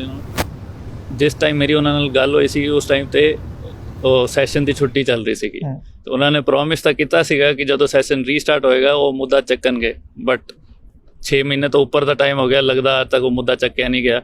ਤੇ ਉਹ ਪਹਿਲੀ ਗੱਲ ਤਾਂ ਉਹ ਮੁੱਦਾ ਚੱਕਣਾ ਚਾਹੀਦਾ। ਅਸੀਂ ਸਾਰੇ ਇੰਡੀਆ ਜਾਂ ਨੇਬਰਿੰਗ ਕੰਟਰੀਜ਼ ਤੋਂ ਇੱਥੇ ਆਏ ਹਾਂ, ਇੰਡੀਆ 'ਚ ਵੀ ਇਹ ਲਾਅ ਹੈਗਾ ਕਿ ਜੇ ਤੁਹਾਡਾ ਕਿਰਾਏਦਾਰ ਕਿਰਾਇਆ ਨਹੀਂ ਦਿੰਦਾ ਤਾਂ ਉਹਨੂੰ ਇਹ ਕਿਹਾ ਜਾਂਦਾ ਤੇਰੀ ਅਸੀਂ ਉਦੋਂ ਸੁਣਾਂਗੇ ਜਦੋਂ ਤੂੰ ਕਿਰਾਇਆ ਦੇ ਦੇਗਾ, ਨਹੀਂ ਤਾਂ ਤੂੰ ਬਾਹਰ ਹੈ। ਤੇ ਇੱਥੇ ਬਿਲਕੁਲ ਹੀ ਉਹਦਾ ਪੁੱਠਾ ਹਿਸਾਬ ਹੈ ਕਿ ਤੂੰ ਕਿਰਾਇਆ ਦੇ ਜਾਂ ਨਾ ਦੇ, ਲੈਂਡਲॉर्ड ਦੀ ਕੋਈ ਸੁਣਵਾਈ ਨਹੀਂ ਹੈ। ਉਹ ਚੀਜ਼ ਕਰਨੀ ਚਾਹੀਦੀ ਹੈ, ਤੇ ਬਜਾਏ ਕਿ ਇਹ ਰੂਲਸ ਚੇਂਜ ਕਰਨ ਦੀ ਬਜਾਏ ਉਹ ਵੇਟ ਨਾ ਕਰਨ ਕਿ ਜਿੱਦਾਂ ਜਦ ਤੱਕ MPP ਦੀ ਕਾਰ ਨਹੀਂ ਚੋਰੀ ਹੋਏਗੀ ਉਦੋਂ ਤੱਕ ਅਸੀਂ ਐਕਟ ਨਹੀਂ ਕਰਾਂਗੇ। ਤੇ MPP ਦੀ ਕਾਰ ਚੋਰੀ, 2 ਕਾਰਾਂ ਚੋਰੀ ਹੋ ਗਈਆਂ, ਹਰਦੀਪ ਗਰੇਵਾਲ ਦੀਆਂ 2 ਗੱਡੀਆਂ ਚੋਰੀ ਹੋ ਚੁੱਕੀਆਂ, ਤਾਂ ਉਹ ਹੁਣ ਐਕਸ਼ਨ ਨਹੀਂ ਹੋਇਆ। ਹੁਣ ਉਹ ਐਕਸ਼ਨ ਲੈਣਾ ਸ਼ੁਰੂ ਕਰਨਗੇ ਤੇ ਕੀ ਉਹ ਇਹ ਵੇਟ ਕਰ ਰਹੇ ਨੇ ਕਿ ਉਹਨਾਂ ਦਾ ਘਰ ਵੀ ਜ਼ਬਤ ਹੋ ਜਾਏ। ਬਟ MPP ਤਾਂ ਕਹਿੰਦੇ ਅਸੀਂ ਵੀ ਤੁਹਾਡੇ ਮੰਗ ਰਹੇ, ਸਾਡੀ ਉਹ ਚੋਰ ਨੂੰ ਥੋੜਾ ਪਤਾ ਗਿਆ MPP, ਉਹ ਕਹਿੰਦੇ ਉਹ ਤਾਂ ਲੈ ਗਏ ਗੱਡੀ। ਤੇ ਇੱਕ MPP ਦੀ ਗੱਡੀ ਚੋਰੀ ਹੋਈ ਤਾਂ ਉਹ ਲਾਈਮਲਾਈਟ 'ਚ ਆਈ। ਤੁਸੀਂ ਇਹ ਸੋਚੋ ਕਿ ਕਿੰਨੇ ਲੈਂਡਲॉर्ड ਹੋ ਗਏ ਜੋ ਕਿ ਹਾਲੇ ਵੀ ਉਹਨਾਂ ਦੀ ਸਟੋਰੀ ਬਾਹਰ ਨਹੀਂ ਆਈ। ਉਹ ਕੀ ਇਹੀ ਵੇਟ ਕਰ ਰਹੇ ਨੇ ਕਿ ਸਾਡੀ ਬੇਸਮੈਂਟ ਜਾਂ ਸਾਡਾ ਘਰ ਵੀ ਜ਼ਬਤ ਹੋ ਜਾਏ ਤਾਂ ਉਹ ਲਾਈਮਲਾਈਟ 'ਚ ਆਏ। ਠੀਕ ਹੈ, ਥੈਂਕ ਯੂ। ਆਪਣੇ ਜਸਵਿੰਦਰ ਜੀ, ਤੁਸੀਂ ਕੀ ਸਲਾਹ ਦੇਣਾ ਚਾਹੋਗੇ ਇਲੈਕਟਡ ਰਿਪਰੈਜ਼ੈਂਟੇਟਿਵ ਨੂੰ? ਹਾਊਸਿੰਗ ਮਿਨਿਸਟਰ ਵੀ ਹੈਗੇ ਨੀਨਾ ਟਾਂਗਰੀ। ਸਰ ਮੇਰੀ ਤਾਂ ਇਹ ਸਲਾਹ ਹੈਗੀ ਜੀ, ਲਾਅ ਦੇ ਵਿੱਚ ਜਿਹੜੀ ਅਮੈਂਡਮੈਂਟ ਕੀਤੀ ਜਾਵੇ ਤਾਂ ਜਿਹੜਾ ਇਹ ਲੈਂਡਲॉर्ड ਜਿਹੜੇ ਟੈਨੈਂਟ ਹੈ, ਜਿਹੜੇ ਪ੍ਰੋਫੈਸ਼ਨਲ ਟੈਨੈਂਟ ਹੈ, ਜਿਹੜਾ ਆਪਣਾ ਇਹ ਫਾਇਦਾ ਉਠਾਉਂਦੇ ਹੈਗੇ ਹੈ ਇੱਕ ਗਰੀਬ ਲੈਂਡਲॉर्ड ਦਾ, ਉਹਦੇ 'ਚ ਅਮੈਂਡਮੈਂਟ ਹੋਵੇ ਤਾਂ ਕਿ ਜਿਹੜਾ ਸਾਰਾ ਨੌਨਸੈਂਸ ਬਿਜ਼ਨਸ ਹੈਗਾ ਇਹ ਬੰਦ ਹੋਵੇ। ਤੇ ਇਸ ਕਰਕੇ ਲੋਕ ਜਿਹੜੇ ਹੈਗੇ ਆ, ਜਿਹੜੇ ਲੈਂਡਲॉर्ड ਹੈਗੇ ਆ, ਉਹ ਪੇਮੈਂਟਸ ਆਪਣੀਆਂ ਪੇ ਕਰ ਸਕਣ, ਸਾਰਾ ਕੁਝ ਕਰ ਸਕਣ। ਕਿਉਂਕਿ ਰੀਸੈਂਟਲੀ ਕੀ ਹੋਇਆ ਕਿ ਮੌਰਗੇਜ 5 ਟਾਈਮਸ ਵੱਧ ਚੁੱਕੀ ਹੈ ਤੇ ਟੈਨੈਂਟ ਜਿਹੜਾ ਕਿਰਾਇਆ ਨਹੀਂ ਦੇ ਰਿਹਾ ਤੇ ਜਿਹੜਾ ਲੈਂਡਲॉर्ड ਮਰ ਰਿਹਾ ਜੀ, ਬੈਂਕਰਪਸੀ ਡਿਕਲੇਅਰ ਕਰਨੇ ਤੱਕ ਪਹੁੰਚ ਚੁੱਕੀ ਹੈਗੀ ਗੱਲ। ਸੋ ਇਹਦੇ 'ਚ ਕੋਈ ਚੇਂਜ ਹੋਵੇ ਤੇ ਜਿਹੜੀਆਂ ਕੋਰਟ ਡੇਟਸ ਹੈਗੀਆਂ, ਜਿਹੜੀਆਂ 8-8 ਮਹੀਨੇ 10-10 ਮਹੀਨੇ ਕੋਰਟ ਡੇਟ ਨਹੀਂ ਆਉਂਦੀ, ਫਿਰ ਜਦੋਂ ਡਿਸੀਜ਼ਨ ਹੋ ਜਾਂਦਾ ਹੈ ਫਿਰ ਜਿਹੜਾ ਹੈਗਾ ਉਹਦੇ 'ਚ ਜਿਹੜਾ ਆਰਡਰ ਆਉਣ ਦੇ ਵਿੱਚ 3-3 ਮਹੀਨੇ 4-4 ਮਹੀਨੇ ਹੋ ਜਾਂਦੇ ਹੈ। ਫਿਰ ਮੁੜ ਕੇ ਜਿਹੜਾ ਆਰਡਰ ਜਦੋਂ ਆਉਂਦਾ ਫਿਰ ਟੈਨੈਂਟ ਕਹਿੰਦਾ ਜੀ ਮੈਨੂੰ ਤਾਂ ਪੇਪਰ ਮਿਲਿਆ ਨਹੀਂ ਸੀਗਾ ਉਸ ਵੇਲੇ। So professional tenant can stay there up to 2 years ਜੇ ਉਹਦਾ ਦਿਲ ਕਰਦਾ ਹੈਗਾ। ਇਹ ਗਲਤ ਕੰਮ ਹੈਗਾ। ਸੋ ਇਵਿਕਸ਼ਨ ਨਹੀਂ ਹੁੰਦੀ, ਅਗਰ ਇਵਿਕਸ਼ਨ ਆਰਡਰ ਆ ਜਾਣ ਤਦ ਵੀ ਇਵਿਕਸ਼ਨ ਨਹੀਂ ਹੁੰਦੀ? ਸਾਰਾ ਇਵਿਕਸ਼ਨ ਹੋਈ ਸਾਡੀ ਇੱਕ ਜਗ੍ਹਾ ਪੀਟਰਪੁਰ ਦੇ ਵਿੱਚ ਇੱਕ ਪ੍ਰਾਪਰਟੀ 'ਤੇ ਸਾਡੀ ਇਵਿਕਸ਼ਨ ਕੀਤੀ ਗਈ। ਬਾਅਦ ਵਿੱਚ ਜਿਹੜਾ ਟੈਨੈਂਟ ਹੈਗਾ ਉਹਨੇ ਇਹ ਕਹਿ ਦਿੱਤਾ ਕਿ ਮੈਨੂੰ ਤਾਂ ਪੇਪਰ ਨਹੀਂ ਮਿਲਿਆ ਸੀਗਾ ਜੀ, ਮੈਨੂੰ ਤਾਂ ਕੋਈ ਆਰਡਰ ਨਹੀਂ ਮਿਲਿਆ ਹੈਗਾ ਜੀ। ਸ਼ੈਰਿਫ ਡੋਰ 'ਤੇ ਗਿਆ ਹੋਇਆ, ਅਸੀਂ ਫੀਸ ਭਰੀ ਹੋਈ, ਜਿਹੜਾ ਸ਼ੈਰਿਫ ਹੈ ਵਾਪਸ ਆ ਗਿਆ, ਕਹਿੰਦਾ ਜੀ no he didn't get the order, so there is no chance I can take him out. So ਬਾਅਦ ਵਿੱਚ 2 ਮਹੀਨੇ ਬਾਅਦ ਫਿਰ ਕੋਰਟ ਡੇਟ ਆਈ। ਕੋਰਟ ਡੇਟ ਦੇ ਵਿੱਚ ਉਹਨਾਂ ਉਹਨਾਂ ਨੂੰ ਕਿਹਾ ਗਿਆ ਜੀ ਕਿ ਉਹ ਯੂ ਨੋ ਵਟ ਮੈਂ ਤਾਂ ਹੁਣ ਜਿਹੜਾ ਬੜਾ ਸਿੱਖ ਹਾਂ ਤੇ ਮੈਂ ਡਿਸੇਬਿਲਟੀ ਤੇ ਹਾਂ, ਮੇਰੇ ਕੋਲੇ ਜਿਹੜਾ 20,000 ਜਾਂ $25,000 ਜਿਹੜਾ ਮੈਂ ਉਹ ਕਰਦਾ ਹੈ ਉਹ ਮੇਰਾ ਵੇਵ ਕੀਤਾ ਜਾਵੇ, ਮੇਰੇ ਕੋਲੇ ਕੋਈ ਪੈਸਾ ਨਹੀਂ ਹੈਗਾ। ਸੋ ਲੈਂਡਲੋਰਡ ਟੈਨੈਂਟ ਬੋਰਡ ਜਿਹੜਾ ਹੈਗਾ ਉਹਨੇ ਜਿਹੜਾ ਹੈਗਾ ਉਹਦੀ ਜਿਹੜੀ ਹੈਗੀ ਹੈ ਹਿਊਮੈਨਿਟੇਰੀਅਨ ਗਰਾਊਂਡਸ ਤੇ ਉਹਦਾ ਜਿਹੜਾ ਵੇਵ ਕਰ ਦਿੱਤਾ। ਉਹ ਬੰਦਾ ਉੱਥੇ ਹੀ ਰਹਿ ਰਿਹਾ ਹੈ। ਅਕੋਰਡਿੰਗ ਟੂ ਹਿਮ ਇੱਕ ਬੰਦਾ ਰਹਿ ਰਿਹਾ, ਪਰ 7 ਬੰਦੇ ਰਾਤ ਨੂੰ ਉੱਥੇ ਬੈਠੇ ਭੰਗ ਪੀਂਦੇ ਆ, ਦਾਰੂ ਪੀਂਦੇ ਆ। ਜਸਵਿੰਦਰ ਜੀ ਥੈਂਕ ਯੂ। ਤੁਸੀਂ ਪਰਮਜੀਤ ਨੂੰ ਦੇ ਦਿਓ, ਤੁਹਾਡਾ ਕੀ ਆਖਰੀ ਚ ਸੁਣਿਆ ਹੈ ਸਰਕਾਰ ਨੂੰ? ਇਹ ਹੈ ਜੀ ਵੀ ਇਹ ਲਾਅ ਦੇ ਵਿੱਚ ਚੇਂਜ ਹੋਣੀ ਚਾਹੀਦੀ ਹੈ। ਇਹ ਮੈਨੂੰ ਤਾਂ ਜਿਹੜੀ 4 ਮਈ ਨੂੰ ਹੀਅਰਿੰਗ ਹੋਈ ਸੀ ਮੇਰੀ ਪ੍ਰਾਪਰਟੀ ਦੀ, ਉਹਦੇ ਤੋਂ ਐਂ ਲੱਗਿਆ ਵੀ ਜਿਹੜਾ ਮਾਲਕ ਮਕਾਨ ਆ ਉਹ ਅਕਿਊਜ਼ਡ ਆ। ਕਿ ਉਹ ਕਿਉਂ ਕਹਿ ਰਿਹਾ ਹੈ ਵੀ ਉਹ ਜਿਹੜਾ ਟੈਨੈਂਟ ਨੂੰ ਕਿ ਉਹ ਘਰ ਖਾਲੀ ਕਰੇ। ਸੋ ਮੇਰੀ ਇਹੀ ਰਿਕੁਐਸਟ ਹੈ ਸਰਕਾਰ ਨੂੰ ਕਿ ਇਹ ਕਾਨੂੰਨ ਦੇ ਵਿੱਚ ਮਾਲਕ ਮਕਾਨ ਦੇ ਵੀ ਰਾਈਟਸ ਹੋਣੇ ਚਾਹੀਦੇ ਆ। ਜਦੋਂ ਉਹਨੂੰ ਪ੍ਰਾਪਰਟੀ ਦੀ ਜ਼ਰੂਰਤ ਆ, ਟੈਨੈਂਟ ਨੂੰ ਵਿਕੇਟ ਕਰਨਾ ਹੀ ਹੋਵੇ। ਤੁਹਾਨੂੰ ਲੱਗਦਾ ਰਾਈਟਸ ਨਹੀਂ ਲੱਗਦੇ ਹੱਲੇ ਮਕਾਨ ਮਾਲਕ? ਨੋ, ਮਾਲਕ ਮਕਾਨ ਦੇ ਜਿੰਨੇ ਰਾਈਟ ਟੈਨੈਂਟ ਨੂੰ ਆ ਉਹਨੇ ਰਾਈਟ ਜਿਹੜੇ ਆ ਮਾਲਕ ਮਕਾਨ ਦੇ ਨਹੀਂ। ਠੀਕ ਹੈ ਅਮਨਪ੍ਰੀਤ ਜੀ ਤੁਸੀਂ ਕੀ ਕਹੋਗੇ ਪਲੀਜ਼? ਸਰ ਮੈਂ ਸ਼ੇਅਰ ਕਰਨਾ ਕਿ ਹਰ ਇੱਕ ਨੂੰ ਇਕੁਅਲ ਅਪਰਚੁਨਿਟੀ ਦੇਣੀ ਚਾਹੀਦੀ ਹੈ। ਅਗਰ ਮੰਨ ਲਓ ਅੱਜ ਮੈਂ ਆਪਣੀ ਮੋਰਗੇਜ ਨਹੀਂ ਪੇ ਕਰ ਪਾਉਂਦਾ ਹੈਗਾ ਤਾਂ ਬੈਂਕ ਬਿਨਾਂ ਕੋਈ ਸੋਚੇ ਕਿ ਮੈਂ ਸਿੱਖ ਹਾਂ, ਮੇਰੇ ਕੋਲ ਜੋਬ ਨਹੀਂ, ਮੇਰੀ ਫੈਮਿਲੀ ਹੈ, ਉਹਨਾਂ ਨੇ ਮੇਰਾ ਘਰ ਕਬਜ਼ੇ ਕਰ ਰਿਹਾ, ਮੈਨੂੰ ਘਰੋਂ ਬਾਹਰ ਕੱਢ ਦੇਣਾ ਵਾ। ਸੇਮ ਕੋਈ ਸਟੈਂਡਰਡ ਨਾਲ ਫਿਰ ਕਿਉਂ ਨਹੀਂ ਕੀਤਾ ਜਾਂਦਾ? ਅਗਰ ਮੈਂ ਆਪਦੀ ਰੈਂਟਲ ਪ੍ਰੋਪਰਟੀ ਦੇ ਰਿਹਾ ਵਾਂ ਤੇ ਮੈਂ ਆਪਣੀ ਪ੍ਰਾਈਵੇਸੀ ਸ਼ੇਅਰ ਕਰ ਰਿਹਾ, ਕਿਉਂ ਕਰ ਰਿਹਾ? ਤਾਂ ਕਿ ਮੈਂ ਥੋੜੀ ਫਾਈਨੈਂਸ ਵਿੱਚ ਈਜ਼ੀਨੈਸ ਹੋ ਜਾਵੇ। ਤੁਹਾਡਾ ਸੁਨੇਹਾ ਕੀ ਸਰਕਾਰ? ਹਰ ਇੱਕ ਨੂੰ ਇਕੁਅਲ ਅਪਰਚੁਨਿਟੀ ਦਿੱਤੀ ਜਾਵੇ, ਔਰ ਪਲੱਸ ਜਿਹੜੇ ਇਸ ਤਰ੍ਹਾਂ ਬੈਡ ਟੈਨੈਂਟਸ ਹੈਗੇ ਉਹਨਾਂ ਦੇ ਪ੍ਰੋਪਰਲੀ ਇੱਕ ਰੈਕਟ ਤਿਆਰ ਕੀਤਾ ਜਾਵੇ। ਤੇ ਕੱਲ੍ਹ ਨੂੰ ਮੈਂ ਕੋਈ ਰੈਂਟਲ ਪ੍ਰੋਪਰਟੀ ਦੇਣੀ, ਮੈਂ ਸਰਕਾਰ ਨੂੰ ਰੀਚ ਆਊਟ ਕਰਾਂ, ਅਗਰ ਉਸ ਬੰਦੇ ਦਾ ਰੈਕਟ ਸਹੀ ਨਹੀਂ ਤਾਂ ਮੈਂ ਉਹਨੂੰ ਇਗਨੋਰ ਕਰਾਂ। ਔਰ ਮੈਂ ਕਹਿਣਾ ਚਾਹਾਂਗਾ ਸਰਕਾਰ ਛੋਟੇ ਛੋਟੇ ਇਸ਼ੂ, ਕਿਸੇ ਬੰਦੇ ਵਰਕ ਪਰਮਿਟ ਐਕਸਪਾਇਰ ਹੋ ਗਿਆ, ਇੱਥੇ ਰੁਕ ਰਿਹਾ, ਸਟੂਡੈਂਟ ਪਿੱਛੇ ਇਸ਼ੂ ਪਿਆ ਸੀਗਾ, ਹਰ ਇੱਕ ਨੂੰ ਕਹਿ ਰਹੇ ਕਿ ਕੰਟਰੀ ਤੋਂ ਬਾਹਰ ਕੱਢ ਦਿਓ। ਪਰ ਇਹੋ ਜਿਹੀ ਕ੍ਰਿਮੀਨਲੀ ਕਿਉਂ ਨਹੀਂ ਕਹਿੰਦੇ ਕੰਟਰੀ ਬਾਹਰ ਕੱਢੋ? ਜੋ ਇਸ ਕੰਟਰੀ ਨੂੰ ਹੈਲਪ ਬਣਾ, ਜਿਸ ਕੰਟਰੀ ਨੂੰ ਲੈਂਡ ਆਫ ਅਪਰਚੁਨਿਟੀਜ਼ ਕਿਹਾ ਜਾਂਦਾ ਹੈ, ਹਰ ਕੋਈ ਹੱਸ ਕੇ ਇੱਥੇ ਆ ਰਿਹਾ, ਹਰ ਬੰਦੇ ਸਟ੍ਰੈਸ 'ਚ ਰਹਿ ਰਿਹਾ ਵਾ। ਕਿਉਂ? ਕਿ ਤੁਸੀਂ ਕ੍ਰਿਮੀਨਲ ਨੂੰ ਸਾਥ ਦੇ ਰਹੇ ਹੋ। ਠੀਕ ਹੈ ਥੈਂਕ ਯੂ। ਤੁਸੀਂ ਕੀ ਸੁਨੇਹਾ ਦੋਗੇ सरकार नो? पहली बात जैसे आपने भी कहा, इन्होंने भी कहा कि एक प्रॉपर एक साइट बने या कहीं गवर्नमेंट की जगह हो कि जहाँ पे सारे क्रिमिनल्स या जब भी रेंटल हो या आपका भी वही है कि डाटाबेस बने और डाटाबेस में बैड टेनेंट्स बैड लैंडलॉर्ड्स को हाईलाइट किया जाए। सेकेंडली ये कि जहाँ पे भी कोई शॉर्टेज हो रही है तो या तो हायरिंग ज़्यादा करे, एमपीज को ना रिप्लाई आ रहे हैं, ना पुलिस का कोई एक्शंस हो रहा है, ना गवर्नमेंट बॉडीज़ का कोई एक्शंस हो रहा है। तो वाई हम क्यों इतना वेट करें कि जब तक सारा ही, जैसे इन्होंने कहा कि भाई आपके ऊपर कोई फाइट हुआ है या आपको कुछ मारा या आपका कुछ डैमेज हुआ है तो जाके एक्शन लेंगे। तो हम पहले से क्यों नहीं लेंगे एक्शंस? जब why we want to wait? Last thing, जैसे फॉर एग्जांपल गवर्नमेंट अभी आप बाय मिस्टेक एक सिंपल पार्किंग टिकट ले लो, पार्किंग टिकट पे नहीं करोगे तो आपका लाइसेंस सस्पेंड हो जाएगा, आपके बैंक से पैसे निकल जाएंगे, आपको नोटिस आएगी। तो नॉर्मल बंदे के लिए सारे लॉज है, गवर्नमेंट के लॉज अपने लॉज है। तो सेम वे पेमेंट के लिए भी ऐसा होना चाहिए कि जो बंदा पे नहीं कर रहा तो गवर्नमेंट के पास उनके बैंक के एक्सेस है, उनको ईआई मिल रही है, उनको गवर्नमेंट बेनिफिट्स मिल रहे हैं। सो वहाँ से पेमेंट डायरेक्टली जो बंदे का राइट है उनको पेमेंट जानी चाहिए। तो दैट्स अ वे।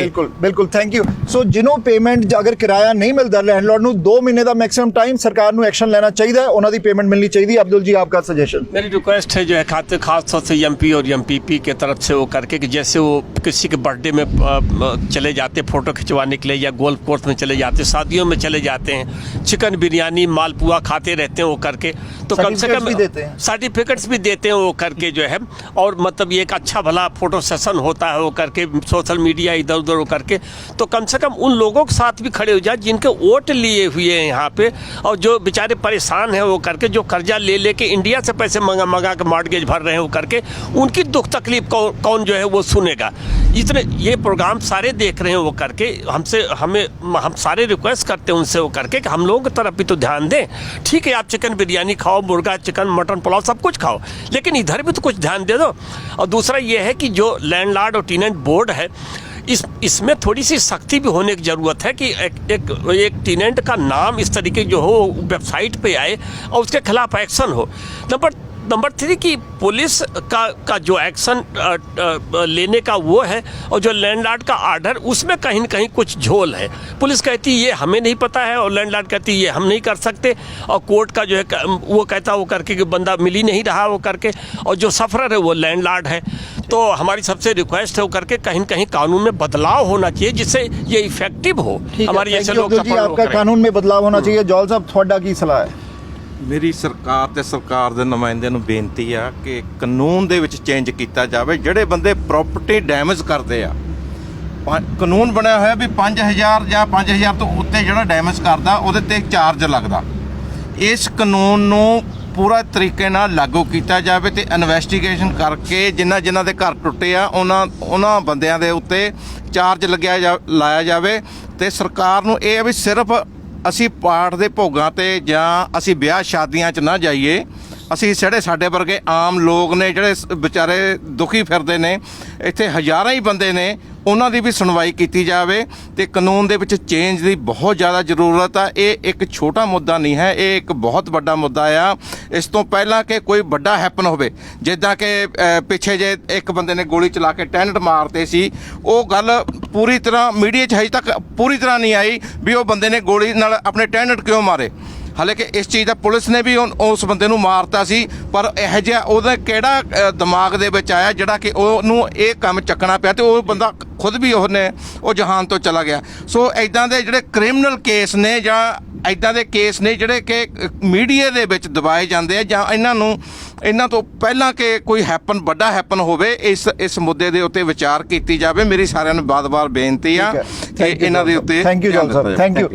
ਚਾਲ ਸਾਹਿਬ, ਤੁਸੀਂ ਆਖਰੀ 'ਚ ਕੀ ਕਹੋਗੇ? ਮੈਂ ਸਰਕਾਰ ਨੂੰ ਇਹ ਕਹਿਣਾ ਚਾਹੂੰਗਾ ਕਿ ਜਿਸ ਤਰ੍ਹਾਂ ਯੂਟਿਲਿਟੀ ਬਿਲਸ ਨੇਗੇ ਵੀ ਇਹ, ਕਿਉਂਕਿ ਇਹਨਾਂ ਨੂੰ ਸੌਖਾ ਲੱਗਦਾ ਵੀ ਲੈਂਡਲੌਰਡ ਦੇ ਪ੍ਰਾਪਰਟੀ ਟੈਕਸ ਤੇ ਪਾ ਦਿਓ, ਈਜ਼ੀ ਰਿਕਵਰੀ ਹੋ ਜੂਗੀ। ਕਿਉਂ ਨਹੀਂ ਸਰਕਾਰ ਕੋਲੇ ਇੰਨੀ ਪਾਵਰ ਹੈ? ਇਹ ਟੈਨੈਂਟ ਤੋਂ ਕਿਉਂ ਨਹੀਂ ਰਿਕਵਰ ਕਰ ਸਕਦੀ ਜਦੋਂ ਹੋਰ ਸਾਰਾ ਕੁਝ ਰਿਕਵਰ ਕਰ ਸਕਦੇ ਨੇ ਕਿਸੇ ਵੀ ਕਿਸਮ ਦਾ? ਕਿਉਂਕਿ ਗਵਰਨਮੈਂਟ ਦਾ ਅਦਾਰਾ ਹੈ ਉਹ, ਜਿਹੜਾ ਰੀਜਨ ਅਪੀਲ ਹੈ, ਜਿਹੜਾ ਪਾਣੀ ਸਪਲਾਈ ਕਰਦਾ ਹੈ, ਤਾਂ ਉਹ ਟੈਨੈਂਟ ਤੋਂ ਵਸੂਲ ਕਰਨ ਦੀ ਬਜਾਏ ਉਹ ਲੈਂਡਲੌਰਡ ਨੂੰ ਪਾਉਂਦਾ, ਕਿਉਂਕਿ ਉਹਨਾਂ ਨੂੰ ਈਜ਼ੀ ਹੈ, ਇੱਕ ਚਿੱਠੀ ਪਾਉਣੀ ਹੈ ਨਾਲ ਐਡਮਿਨਿਸਟ੍ਰੇਟਿਵ। ਠੀਕ ਹੈ, ਚਾਲ ਸਾਹਿਬ ਤੁਹਾਡਾ ਕਹਿਣਾ ਕਿ ਬਹੁਤ ਸਾਰੀਆਂ ਅਮੈਂਡਮੈਂਟਸ ਲੋੜ ਹੈ ਐਲਟੀਬੀ ਬੋਰਡ 'ਚ। ਹਾਂਜੀ ਠੀਕ ਹੈ, ਠੀਕ ਹੈ, थैंक यू। ਤੁਸੀਂ मैं रिक्वेस्ट करता हूँ गवर्नमेंट से कम गवर्नमेंट थोड़ा सा इसको जो है सीरियस ले हो करके, मतलब ये कि लैंडलॉर्ड होने का ये मतलब थोड़ी हो गया हो करके वो मकान का मालिक हो गया। उसने भी तो 20% 30% डाउन दिए हैं, बाकी 70% तो जो है मकान बैंक का है। तो हम तो प्रॉपर्टी मैनेजर लगे हुए, हमारे साथ ये सलूक हो रहा है। और दूसरा ये है कि हम अपने MP MPP या मिनिस्टर्स और जो भी हमारे प्राइम मिनिस्टर हैं उनसे हम रिक्वेस्ट करना चाहते हैं, जब सबके खुशियों में शामिल हो रहे हो तो हमारे दुखों में भी शामिल हो। सबसे बड़ी बात यह है कि हमारे दुखों को दूर करो और खुशियों में शामिल हो। हम सारे साथ खड़े हुए हैं। और लास्ट में हम अपने नितिन साहब का बहुत बहुत तहे दिल से शुक्रिया अदा करना चाहते हैं, जिनकी वजह से हमारे सबके ये मकान खाली हुए हैं। जाते जाते मैं ये कह दूँ कि माना कि इस जहान को गुलशन न कर सके हम, माना कि इस जहान को गुलशन न कर सके हम, कांटे तो कर गए कम गुजरे जिधर से हम। बहुत बहुत तहे दिल से शुक्रिया नितिन साहब का जो थैंक यू अब्दुल। और इनके लिए हमने छोटी मोटी मस्जिद मक्का मुकर्रमा और मदीना मुनव्वरा में दुआएं करवाई हुई हैं और लोग दुआएं कर रहे हैं, लाखों लाख लोग हज के अंदर दुआएं किया और लगातार कर रहे हैं। Thank you. ਸੋ ਅਸੀਂ ਕੁਛ ਨਹੀਂ ਕਹਾਂਗੇ ਇਹਦੇ 'ਚ, ਤੁਸੀਂ ਆਪਣੇ ਕਮੈਂਟ ਦੇਣੇ ਹੈ। ਤੁਸੀਂ ਵੀ ਅਗਰ ਸਫਰਰ ਹੋ ਤੇ ਆਪਣੇ ਏਰੀਆ ਦੇ ਕਾਉਂਸਲਰ MPP MP ਉਹਨਾਂ ਤੋਂ ਇਕੱਲੇ ਸਰਟੀਫਿਕੇਟ ਨਾ ਲਈਏ, ਉਹਨਾਂ ਨੂੰ ਸਵਾਲ ਵੀ ਪੁੱਛੀਏ। ਅਗਰ ਆ ਇਸ਼ੂ ਆ 10-12 ਜਣਿਆਂ ਦਾ ਨਹੀਂ ਹੈ, ਆ ਇਸ਼ੂ ਬਹੁਤ ਵੱਡਾ ਹੈ ਔਰ ਇੱਦਾਂ ਦੇ ਬਹੁਤ ਸਾਰੇ ਇਸ਼ੂ ਹੈ। ਕਾਰ ਜੈਕਿੰਗ, ਡਰੱਗਸ, ਸਾਡੇ ਕੋਲ ਇੰਨੇ ਡਰੱਗਸ ਦੇ ਕੇਸਿਸ ਹੈ ਬੱਚਿਆਂ ਦੇ ਜਿਹੜੇ ਇਹਦੇ 'ਚ ਸੈਕਸ ਅਫੈਂਡਰਸ, ਜਿਹੜੇ ਕਿ ਸੈਕਸ ਟ੍ਰੈਫਿਕਿੰਗ ਚੱਲ ਰਿਹਾ। ਸੋ ਤੁਸੀਂ ਆਪਣੇ ਜਿਨ੍ਹਾਂ ਨੂੰ ਚੁਣ ਕੇ ਭੇਜਿਆ ਪਾਰਲੀਮੈਂਟ ਜਾਂ ਕੁਈਨਸ ਪਾਰਕ, ਸਵਾਲ ਜ਼ਰੂਰ ਪੁੱਛੋ, ਨਾ ਕਿ ਫੰਕਸ਼ਨਾਂ ਤੇ ਇਕੱਲੇ ਸ਼ਾਮਿਲ ਹੋਈਏ। ਸਵਾਲ ਪੁੱਛਾਂਗੇ, ਸੋਲੂਸ਼ਨ ਮਿਲੂਗਾ। ਬੀਇੰਗ ਅ ਟੀਮ ਕੰਮ ਕਰੀਏ, ਜਿਨ੍ਹਾਂ ਨੂੰ ਚੁਣਿਆ ਸਾਡੇ ਨਾਲ ਮਿਲ ਕੇ ਕੰਮ ਕਰਨ ਤਾਂ ਕਿ ਅਸੀਂ ਸਾਰਿਆਂ ਦਾ ਜਿਹੜਾ ਸੋਲੂਸ਼ਨ ਕੱਢ ਸਕੀਏ। ਉਮੀਦ ਹੈ ਪ੍ਰੋਗਰਾਮ ਅੱਛਾ ਲੱਗਾ ਹੋਵੇਗਾ। ਦੇਖਦੇ ਰਹੋ ਪ੍ਰਾਈਮ ਏਸ਼ੀਆ, ਤੁਹਾਡਾ ਆਪਣਾ, ਤੁਹਾਡੇ ਲਈ।